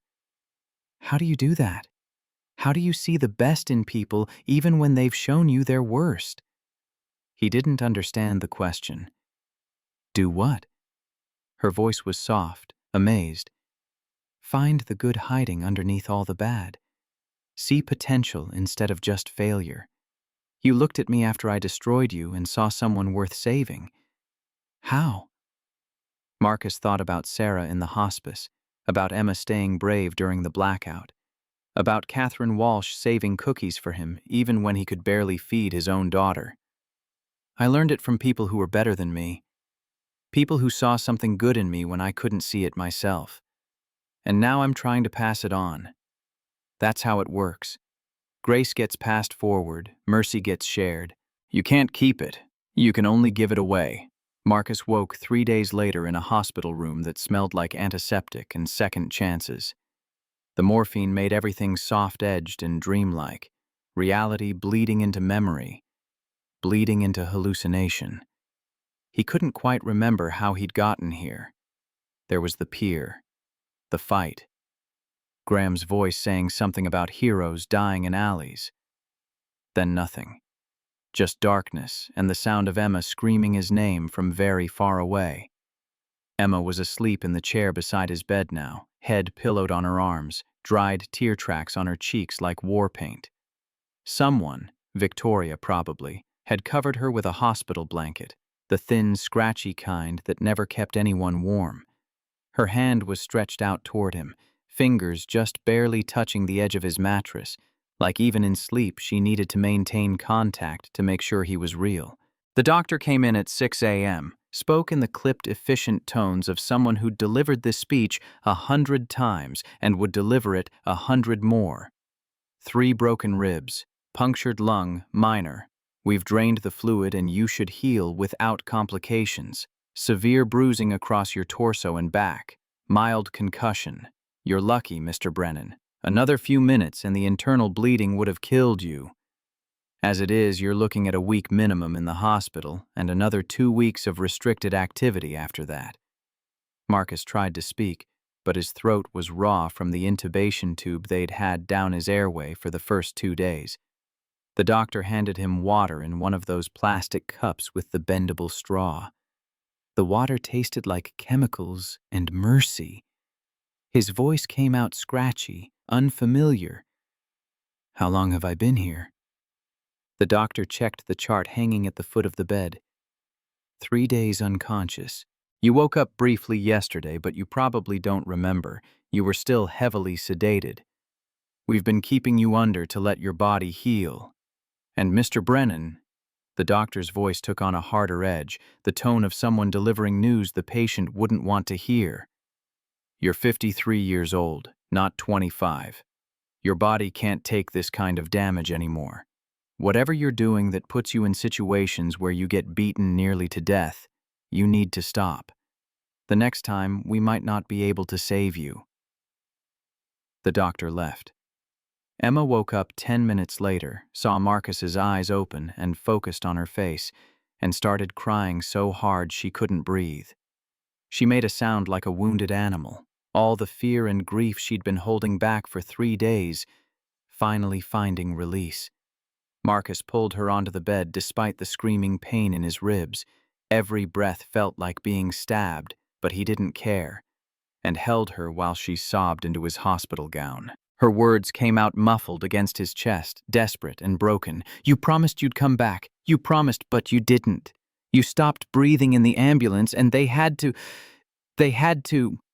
She couldn't finish, just cried harder, her small body shaking with the force of it. Marcus smoothed her hair with hands that were bandaged and clumsy, his fingers too swollen to move properly. I did come back, baby. I'm right here. I'm sorry I scared you. I'm so sorry. She pulled away enough to look at his face, her eyes searching his features like she was checking for lies, for any sign that he might disappear again. Don't do that again. Don't almost die. I can't. Her voice broke completely. I already lost Mom. I can't lose you too. I can't. I don't know how to be alone. The raw terror in her voice gutted him worse than the beating had. Emma had been so brave through everything. Sarah's death, their poverty, the constant uncertainty of whether they'd make rent or have food or keep the lights on. She'd been the strong one, the one who held it together when Marcus was falling apart. But watching her father nearly beaten to death had shattered something in his 8-year-old daughter that might take years to repair, if it ever repaired at all. His voice was firm, certain, the voice he'd used in Iraq when his squad needed to believe they'd make it through. I'm not going anywhere, not for a long, long time. That's a promise I can keep, Emma. I swear it. You're not going to lose me. She studied his face for a long moment, then nodded slowly and settled back against his chest, careful to avoid the bandages. Within minutes, her breathing evened out. She was asleep again, exhausted from days of fear and not enough food and sleeping in a hospital chair. Marcus held her and stared at the ceiling and made promises to God or the universe, or whoever was listening, that he'd be more careful, smarter, less reckless, with the life that wasn't just his anymore but also Emma's. And now, somehow, Victoria's and Sophie's, too. Victoria came every day, brought books, actual physical books from somewhere, the kind with worn covers that had been read before, and read to him when the medication made his vision blur and the letters wouldn't stay still on the page. Brought Sophie, who sat quietly doing homework in the corner, while Emma drew pictures that she taped to every available surface until the hospital room looked like an art gallery dedicated to unicorns and dragons and families holding hands. Brought Catherine Walsh, who made chicken soup from scratch in her own kitchen and smuggled it past the nurses in a thermos, who sat by Marcus's bed and told him stories about Ireland, where she'd grown up 70 years ago. About coming to America with nothing and building a life through sheer, stubborn determination. Owen Fletcher and the other security guards pooled money, $340 collected in a coffee can, and gave it to Emma for her college fund. The gesture made Marcus cry, which hurt his ribs, which made him laugh at the absurdity of pain caused by emotion, which hurt worse. The nurses told him to stop crying and laughing or he'd rupture something. He tried. He failed. Everything was too raw, too close to the surface. On day 5 in the hospital, Victoria stayed after visiting hours ended. The nurse looked the other way, either because Victoria had that effect on people, that aura of authority that made rule-breaking seem reasonable, or because she'd made a substantial donation to the hospital's pediatric wing the day after Marcus was admitted. Probably both. They sat in comfortable silence for a while, listening to the beep of the heart monitor and the hiss of the IV pump and the distant sounds of the hospital going about its business of keeping people alive. Then Victoria spoke, her voice careful, like she was testing the weight of each word before releasing it. "I've been thinking about what you said, about seeing people." Marcus waited, letting her work through whatever she needed to say in her own time. She continued, staring at her hands folded in her lap. "I see you, Marcus. Not as an employee or a consultant or whatever your official title is. Not as the hero who saved my building or the investigator who's helping me. I see you as someone I don't want to lose. And that terrifies me because everyone I've ever let myself care about either dies or betrays me or leaves. My father worked himself to death. My ex-husband decided being married to me was too exhausting and left for someone easier. Graham pretended to be family while planning to destroy everything I've built. Claire," her voice caught. "Claire was supposed to be different. She was supposed to be real. And I keep thinking, what if I'm the problem? What if I'm poison to everyone who gets close? What if caring about me is just a slow-motion disaster waiting to happen?" Marcus shifted in the hospital bed, ignoring the pain that shot through his ribs at the movement. "You're not poison. You're just scared. There's a difference." Her eyes glistened with tears she refused to let fall. "How can you be sure? How can you possibly know that?" His answer was simple, built on weeks of careful observation. "Because Sophie smiles now. I've seen the difference. That first day I picked her up, she looked like she was carrying the weight of the world. Now she laughs. She argues with Emma about ridiculous things like whether purple is better than blue. She acts like a kid instead of a tiny adult. That's because of you. Because you started making time for her. Because your employees are starting to talk to you instead of around you. I've watched it happen. People say good morning in the hallways now instead of ducking into offices when they see you coming. That's because you learned to see people, which means you were capable of it all along. You just needed someone to show you how." Victoria wiped her eyes with the back of her hand. "And what about us? What are we? What is this thing happening between us?" The question hung in the air, heavy with implications and possibilities and risks. Marcus knew the safe answer: maintain professional boundaries, keep things uncomplicated, protect himself and Emma from another potential loss. But lying to Victoria now would undo everything they'd built together over the past 5 weeks. She deserved honesty, even when honesty was scary. His voice came out quiet but steady. "We're two broken people who are trying to be better than our worst moments. Two people who've been hurt learning to trust again. Two people who understand what it means to lose everything and keep going anyway. And maybe that's enough for now. Maybe we don't need to define it beyond that, someone." She reached out and took his hand, her grip warm and solid and real. "I like that answer. It's honest. You're always honest with me, even when it would be easier to lie." They sat like that for an hour, not talking, just existing in the same space without armor or pretense or the masks they wore for everyone else. When visiting hours were over and Victoria had to leave, she leaned down and kissed his forehead, a gesture so tender and unexpected that Marcus felt something crack open in his chest. Week 8 brought Claire's trial. Marcus attended via video link from his hospital bed, still too injured to travel but determined to see it through. Victoria sat in the courtroom, her testimony live-streamed to the laptop balanced on Marcus's knees. The quality was mediocre, but good enough to see faces, to read expressions.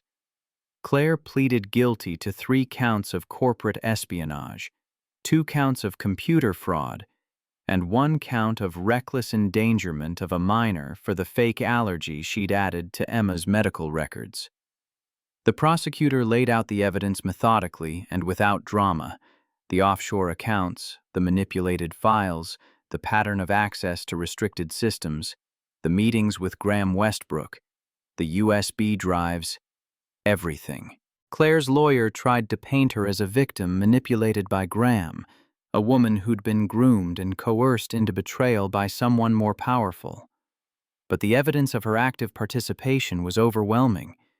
The emails showing she'd initiated contact with Graham, the bank records showing regular payments into her personal account. The timeline showing this had been going on for almost 2 years, long before any alleged coercion could have started. When given a chance to speak before sentencing, Claire's voice was hollow, defeated, all the professional polish stripped away to reveal something broken underneath. I gave Jonathan Ashford 9 years of my life. I was there when nobody else was. Not his daughter. She was in Paris spending his money. Not his wife. She left years before. Just me. I built systems, managed crises, sacrificed my personal life, worked 18-hour days. I made that company run smoothly. I was the one who kept things from falling apart. And when he died, I genuinely thought, that maybe the board would see what I'd done. Maybe they'd recognize that I'd earned the right to lead. But they didn't. They brought back Victoria, his daughter who'd never worked a day in her life, who knew nothing about the business, who only got the job because of her last name. She didn't earn that position. She inherited it. I earned it. I deserved it. She looked directly at Victoria for the first time since the trial started, her eyes full of years of resentment and hurt. You never saw me. Not once in 9 years. I was furniture. A tool you used when you needed something and ignored the rest of the time. You don't even know my birthday. You don't know I have a sister who's sick. You don't know I had to sell my mother's house to pay for her cancer treatment. You don't know anything about me because you never bothered to look. I hate you for that. But I hate myself more for thinking Graham actually cared about giving me what I deserved. He used me the same way you did, as something expendable, something to be thrown away when it was no longer useful. The courtroom was silent. Victoria stood up, and the prosecutor tried to stop her, but she walked to the stand anyway, moving with that same determination Marcus had seen when she'd testified against Graham. She faced Claire directly, no podium between them, nothing to hide behind. Her voice was steady, sad, carrying the weight of genuine regret. You're right. I didn't see you. I didn't see anyone.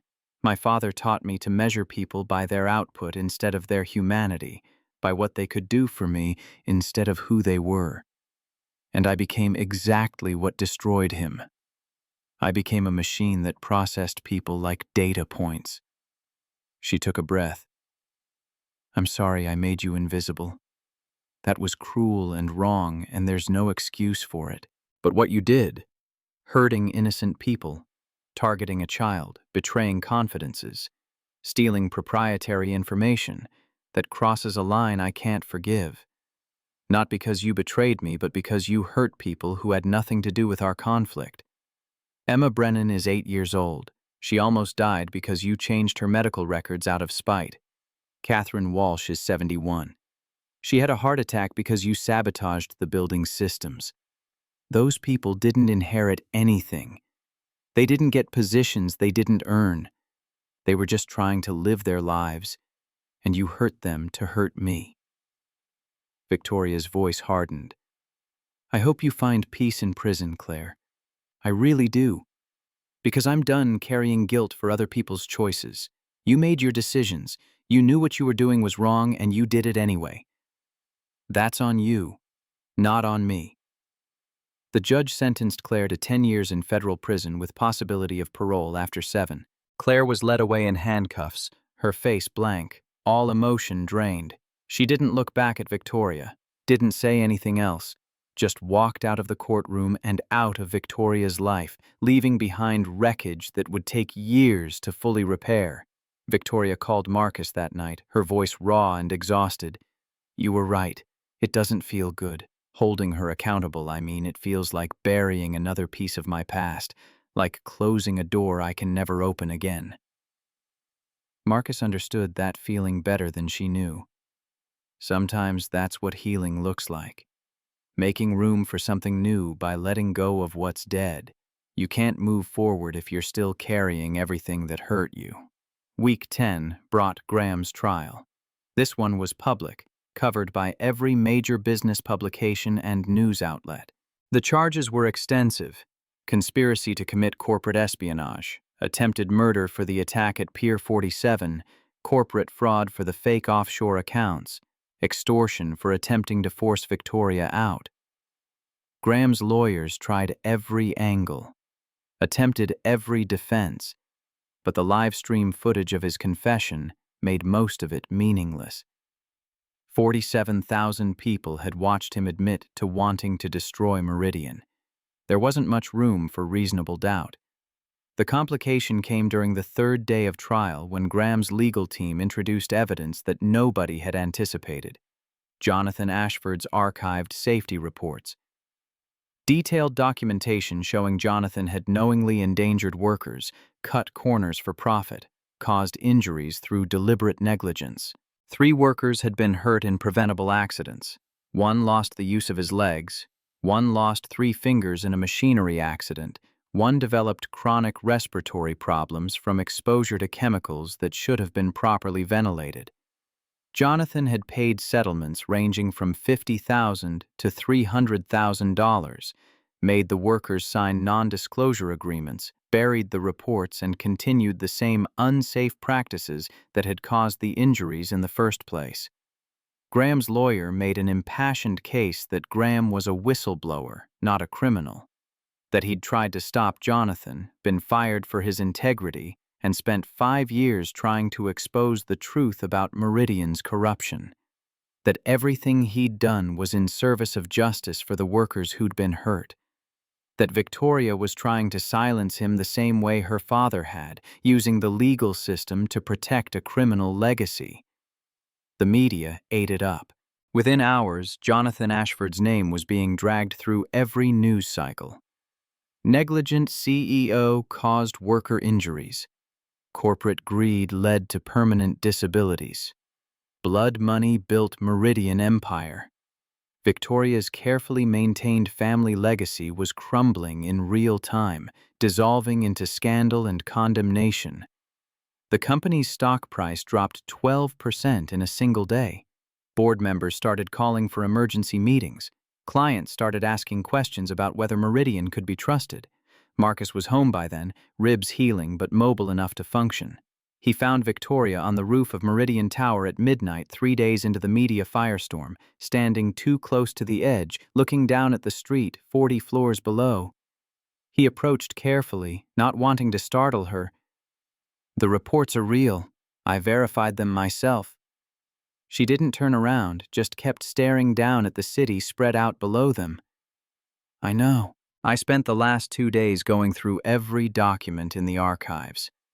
My father was a monster who put profit over people, who hurt workers and covered it up, who built this company on the backs of people he injured and then paid to stay quiet. Graham was right about everything. My father was a criminal, and I'm the daughter of a criminal, running a company built on blood money." Marcus stood beside her, close enough that she knew he was there, but far enough to give her space. Graham wasn't trying to save workers. He was bitter about being fired, about being passed over for a position he thought he deserved. He used real crimes to justify revenge. That's not justice. That's opportunism. That's weaponizing truth for personal gain. Victoria's voice was hollow, empty. "Does it matter? The result is the same. Everyone knows my father was a criminal. The foundation of everything I've built is poison. Every dollar of profit is tainted. Every achievement is meaningless because it all comes from people who were hurt." Marcus thought about Sarah, about the morphine addiction she'd developed in her final months, the way she'd lied about pain levels to get higher doses. the way she'd become someone he didn't recognize in those last weeks. She'd been dying and desperate and not entirely herself, but her choices had still hurt him. The love he felt for her and the anger about her addiction existed simultaneously, two truths that couldn't cancel each other out. People are complicated. Your father did terrible things and genuinely loved you. Both things are true. Graham exposed real crimes and committed worse ones. Also, both true. The question isn't whether your father was perfect. He wasn't. The question is whether you're going to let his failures define you or if you're going to build something better. Victoria finally turned to face him, her expression a mixture of despair and desperate hope. How? How do I build anything when everyone knows it's founded on blood money? When every client, every partner, every employee knows that this company hurt people? Marcus had thought about this question for days, had turned it over in his mind from every angle. You tell the truth yourself. You don't let Graham control the narrative. You go public with everything, your father's crimes, your plan to compensate the victims properly, your commitment to changing how Meridian operates from top to bottom. You don't run from the past. You own it and do better. You make it right in whatever ways you can, and you build something new on top of the ruins. She looked at him like he'd suggested walking into fire. That could destroy the company. The board will force me out. Shareholders will revolt. Clients will cancel contracts. We could lose everything. His response was calm, certain, built on the same principles that had guided him through Iraq and through Sarah's death and through every other impossible situation. Maybe, or maybe they'll respect honesty more than they value comfortable lies. Maybe people are tired of corporations that hide their mistakes and never take responsibility. Maybe transparency is exactly what Meridian needs. Either way, you'll know you did the right thing.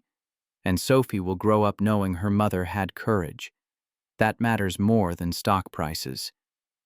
The press conference happened 3 days later. Victoria stood at a podium in Meridian's main lobby before 50 reporters and a dozen cameras, broadcasting live to news networks and social media. She spoke for 20 minutes without notes, her voice steady and clear, no tears or dramatic emotion, just facts delivered with brutal honesty. She detailed every safety violation from Jonathan's tenure, named the 3 workers who'd been injured, with their permission, obtained through their lawyers, and described exactly what had happened to each of them. Announced a $10 million victim compensation fund that would go beyond the original settlements, providing ongoing medical care and financial support.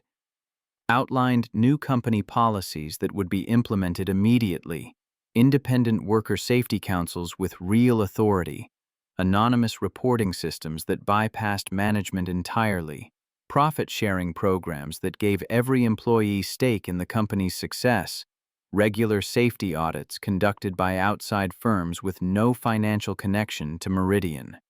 She promised that Meridian would prioritize people over quarterly earnings, even if it meant lower stock prices, even if it meant losing clients who couldn't accept that standard. She committed to transparency in all operations, to publishing annual reports that included not just financial metrics, but also worker safety statistics, environmental impact, community investment, everything that mattered beyond pure profit.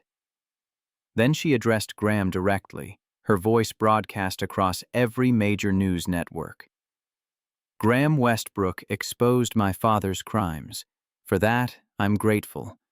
The workers who were hurt deserved justice, and they'll receive it, not through legal settlements designed to silence them, but through genuine accountability and lasting change. But Graham didn't care about those workers. If he had, he wouldn't have waited 5 years to expose the truth. He wouldn't have used their suffering as leverage in a corporate power play. He hurt innocent people, my assistant, a child, elderly workers, for revenge. That's not accountability. That's cruelty wearing justice as a mask. She looked directly into the camera. My father made terrible choices. I can't undo that damage, but I can ensure Meridian never makes those choices again. And I can testify against the man who used my father's crimes to justify his own. Because two wrongs don't make a right. Because justice matters more than revenge. Because we have to be better than the worst things that were done to us. The media response was mixed. Some outlets praised her courage. Some accused her of damage control. Some questioned whether she'd known about her father's crimes all along. But the workers, the people who actually did the labor that kept Meridian running, responded with cautious optimism. The Safety Council received 300 applications in the first week. The anonymous reporting system logged 47 concerns in the first month, every single one investigated and addressed. Stock prices dropped another 8%, then slowly stabilized as investors realized the company might actually survive this. The testimony at Graham's trial came a week later. Victoria on the stand for 6 hours, detailing Graham's threats, the fake accounts, the systematic sabotage, the attack on Marcus. Graham's lawyer tried every angle, attempted to paint Victoria as defensive and desperate, protecting a corrupt legacy at any cost. The lawyer's voice was sharp, accusatory. But your father did commit crimes, Ms. Ashford. He hurt people. Graham Westbrook exposed those crimes. Isn't this prosecution just revenge for embarrassing your family? For revealing truths you wanted to keep hidden? Victoria's response was measured, devastating in its simplicity. My father's crimes don't excuse Graham's. Two wrongs don't make a right. My 8-year-old friend Emma knows that principle. Apparently, a 52-year-old man with an MBA from Harvard doesn't. The courtroom rippled with suppressed laughter. The judge gavelled for order, but even he was smiling slightly. The verdict came 3 days later after less than 4 hours of deliberation. Guilty on all counts. 15 years in federal prison with no possibility of parole for the first 10. Graham screamed as they led him away, his composure finally shattering completely. Your father's legacy is destroyed. Everyone will remember Jonathan Ashford as a criminal who hurt people. Victoria remained seated, calm, her voice carrying across the courtroom. Good.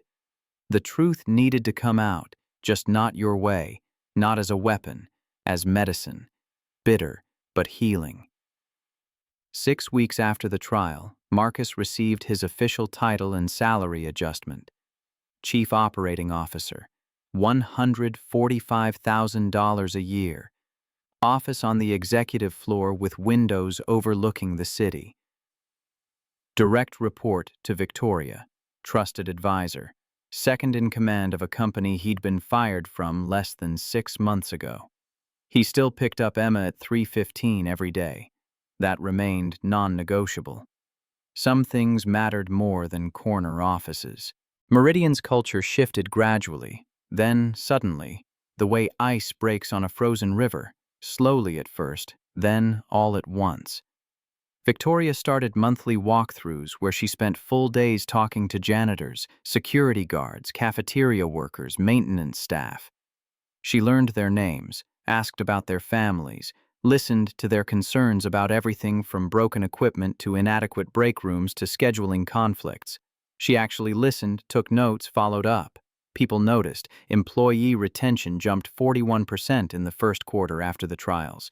Productivity increased 23%. The board grumbled about profit sharing cutting into shareholder returns, but the company's reputation improved enough that stock prices not only recovered, but climbed to new highs. Clients who'd been threatening to leave decided to stay. New clients appeared, attracted by Meridian's commitment to transparency and worker welfare. Turned out people actually wanted to do business with companies that treated humans like humans. Marcus watched Victoria transform day by day. The Ice Queen melted incrementally, revealing someone warmer and more genuine underneath. She still had bad days, moments when old defensive patterns reasserted themselves, when she got snappish with employees or retreated into CEO mode, but she caught herself now, apologized, tried again. Growth wasn't linear. It was messy and frustrating and full of backsliding, but it was real. Emma and Sophie became inseparable. Sleepovers every weekend, taking turns between apartments. They created an app together called Kids Safety Report, a tablet program that let children report building hazards, broken playground equipment, or safety concerns in language designed for kids. The app went viral after Victoria marketed it through Meridian's tech division.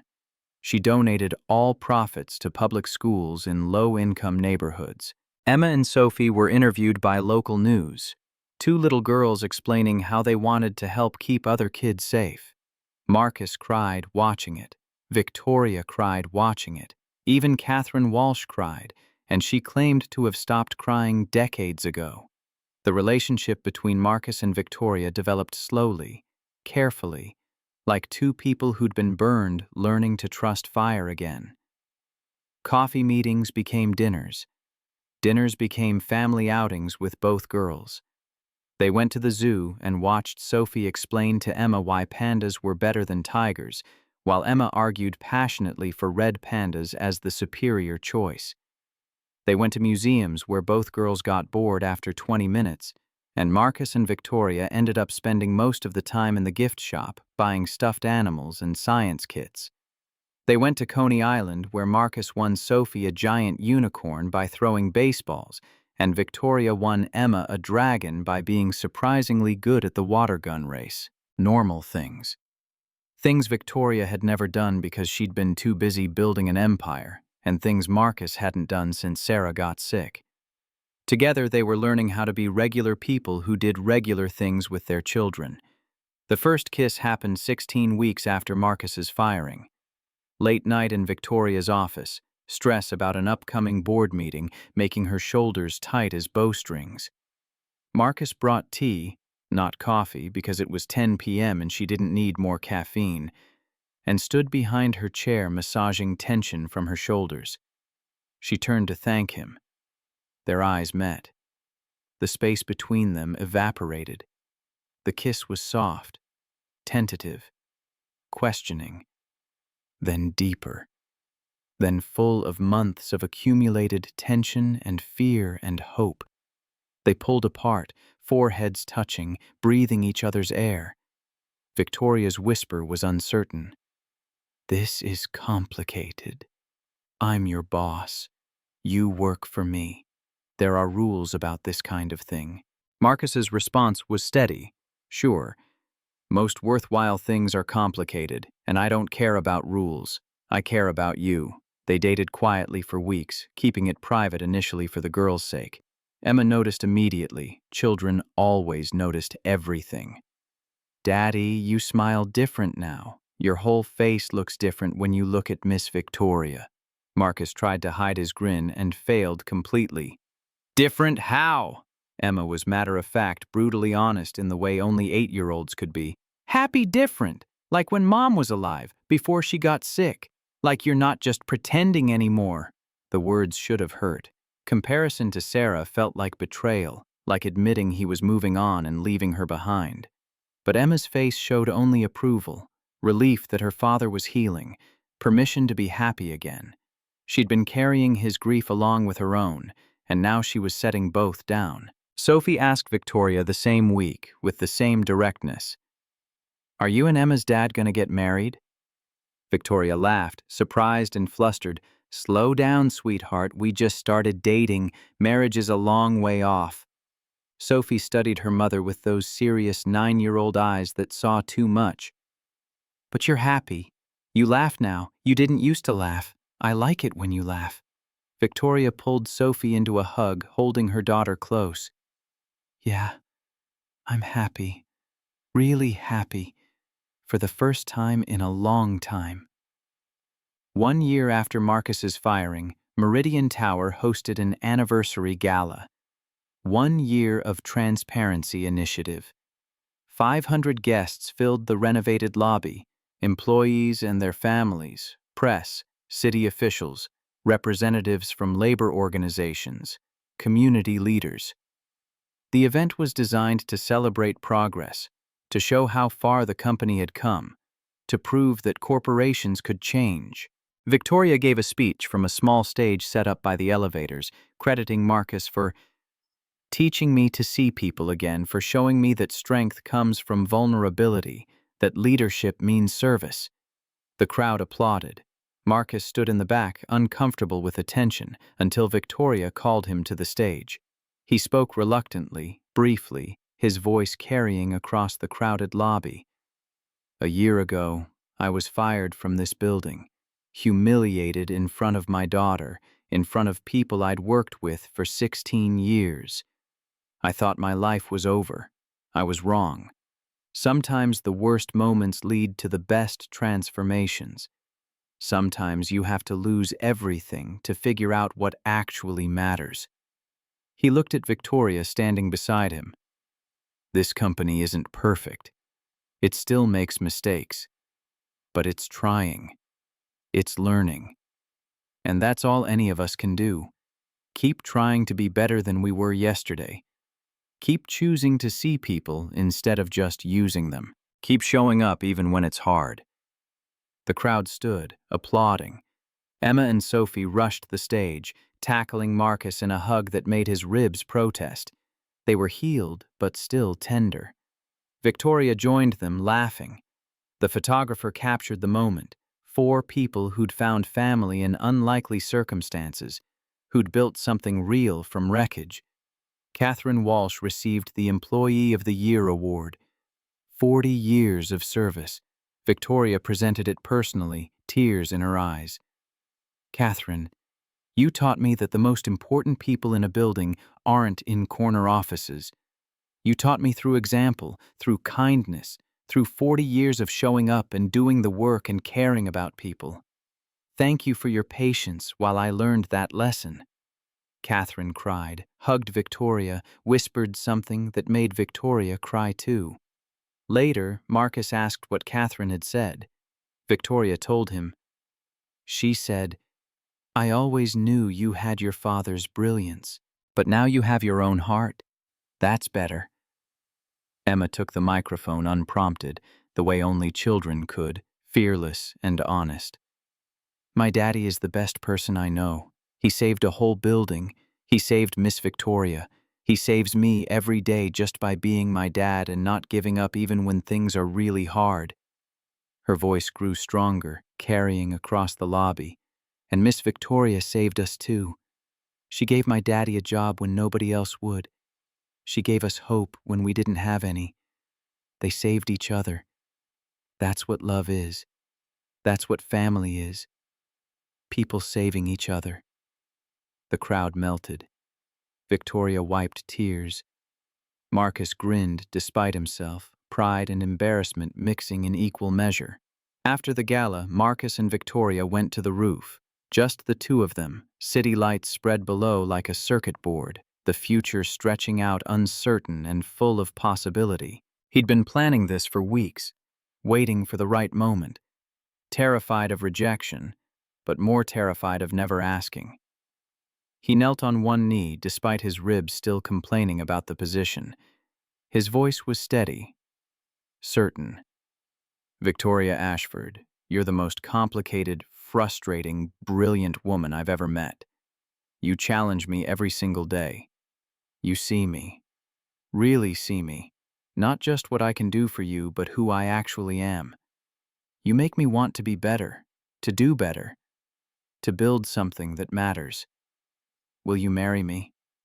He pulled out the ring, modest by her standards, a simple gold band with a small diamond but bought with his own money after months of saving. Not borrowed, not financed, earned. Victoria looked at him, then at the ring, then back at his face. Her laugh was half sob, joy and disbelief mixing. "You're supposed to ask in private, not in front of our daughters who are definitely watching through that window." Marcus glanced over his shoulder. Emma and Sophie were pressed against the roof access door, faces squashed against the glass, watching intently. He grinned. "They're part of the package. We're all in this together. So what do you say?" Victoria laughed, tears streaming down her face. "Yes. Yes, you stubborn, wonderful, impossible man. Yes." The girls burst through the door, screaming with joy. Marcus stood. His knee would hurt tomorrow, but he didn't care about tomorrow. Victoria threw her arms around him. Emma and Sophie tackled both of them. They collapsed in a laughing, crying pile on the roof while the city sparkled around them, and the future rewrote itself into something none of them could have imagined a year ago. 6 months later, 18 months after that first terrible day, the wedding. Small ceremony, roof garden of Meridian Tower where Marcus had proposed, where everything had changed. 50 guests, close friends, employees, Emma's classmates, Sophie's friends, the night crew who'd known Marcus for 16 years, Catherine Walsh in a new dress she'd bought special for the occasion. Catherine officiated, ordained online specifically for this purpose, her Irish accent making the traditional words sound like poetry. Owen Fletcher was best man, standing proud in a rented suit. Sophie and Emma were dual flower girls and bridesmaids, wearing matching purple dresses they'd picked out together, arguing right up until the ceremony about whether the bouquets should be roses or tulips. They settled on both. Marcus's vows were simple, honest. Victoria, you taught me that starting over isn't failure, it's courage. You taught me that being vulnerable isn't weakness, it's strength. I'm honored to start this new chapter with you, to build a life with you, to be Sophie's father and your partner and whatever else we figure out along the way. Victoria's voice shook, but held. Marcus, you taught me that strength isn't about control, it's about trust. You taught me to see people, to value them, to understand that everyone has a story worth knowing. I trust you with my heart, my daughter, my life, all of it, everything. They kissed to cheers and applause, and the sound of Sophie and Emma cheering louder than anyone. Catherine Walsh wiped tears. I knew it. From the moment I saw him carry her down from that elevator, I knew. The reception was casual, full of laughter and terrible dancing and toasts that went on too long. Marcus danced with Emma, held her close. You okay with all this, baby? Really okay? Emma's smile was genuine, uncomplicated by the grief that had shadowed her for so long. Daddy, I've been okay since the day you came back. You always come back. And now we have Sophie and Miss Victoria. Victoria. Now we have a family again. A different family, but still family. His throat tightened. Your mom would have liked her. Victoria, they would have been friends. Emma nodded, certain. I know. Mom told me once that she wanted you to be happy after she was gone. She made me promise to help you be happy. I think I did good. Marcus kissed the top of her head. You did amazing, sweetheart. You're the bravest person I know. Victoria danced with Sophie, mother and daughter swaying awkwardly because neither of them had any sense of rhythm. Are you happy, sweetie? Really, truly happy? Sophie looked up, serious and certain. Yeah, Mom. For the first time in forever, yeah. I like having Emma as a sister. I like having Dad. She tested the word carefully.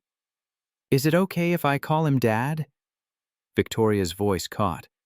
If he says it's okay, then yes. Absolutely yes. Marcus and Victoria's first dance was clumsy, imperfect, both of them laughing at their own lack of grace. They stepped on each other's feet, lost the rhythm twice, didn't care at all. They'd found something more important than perfection. They'd found real. As the sun set over Manhattan, the photographer captured one final image. The four of them on the roof, Marcus and Victoria, Emma and Sophie, framed against the skyline. The city spread out below them like a promise. Two broken families becoming one whole. Two people who'd lost everything finding each other. Four people choosing love over fear, choosing trust over safety, choosing to build something new from the ruins of what came before. Sometimes the people we overlook become the ones who save us, and sometimes, if we're very lucky, we get the chance to save them back. Not with grand gestures or dramatic rescues, but with the quiet courage of showing up every day and choosing to be better than we were before. That's the only kind of hero that matters. The kind who stays. The kind who sees. The kind who comes back, always, even when it would be easier to walk away. Marcus Brennan was that kind of hero. And because of him, Victoria Ashford learned to be one too.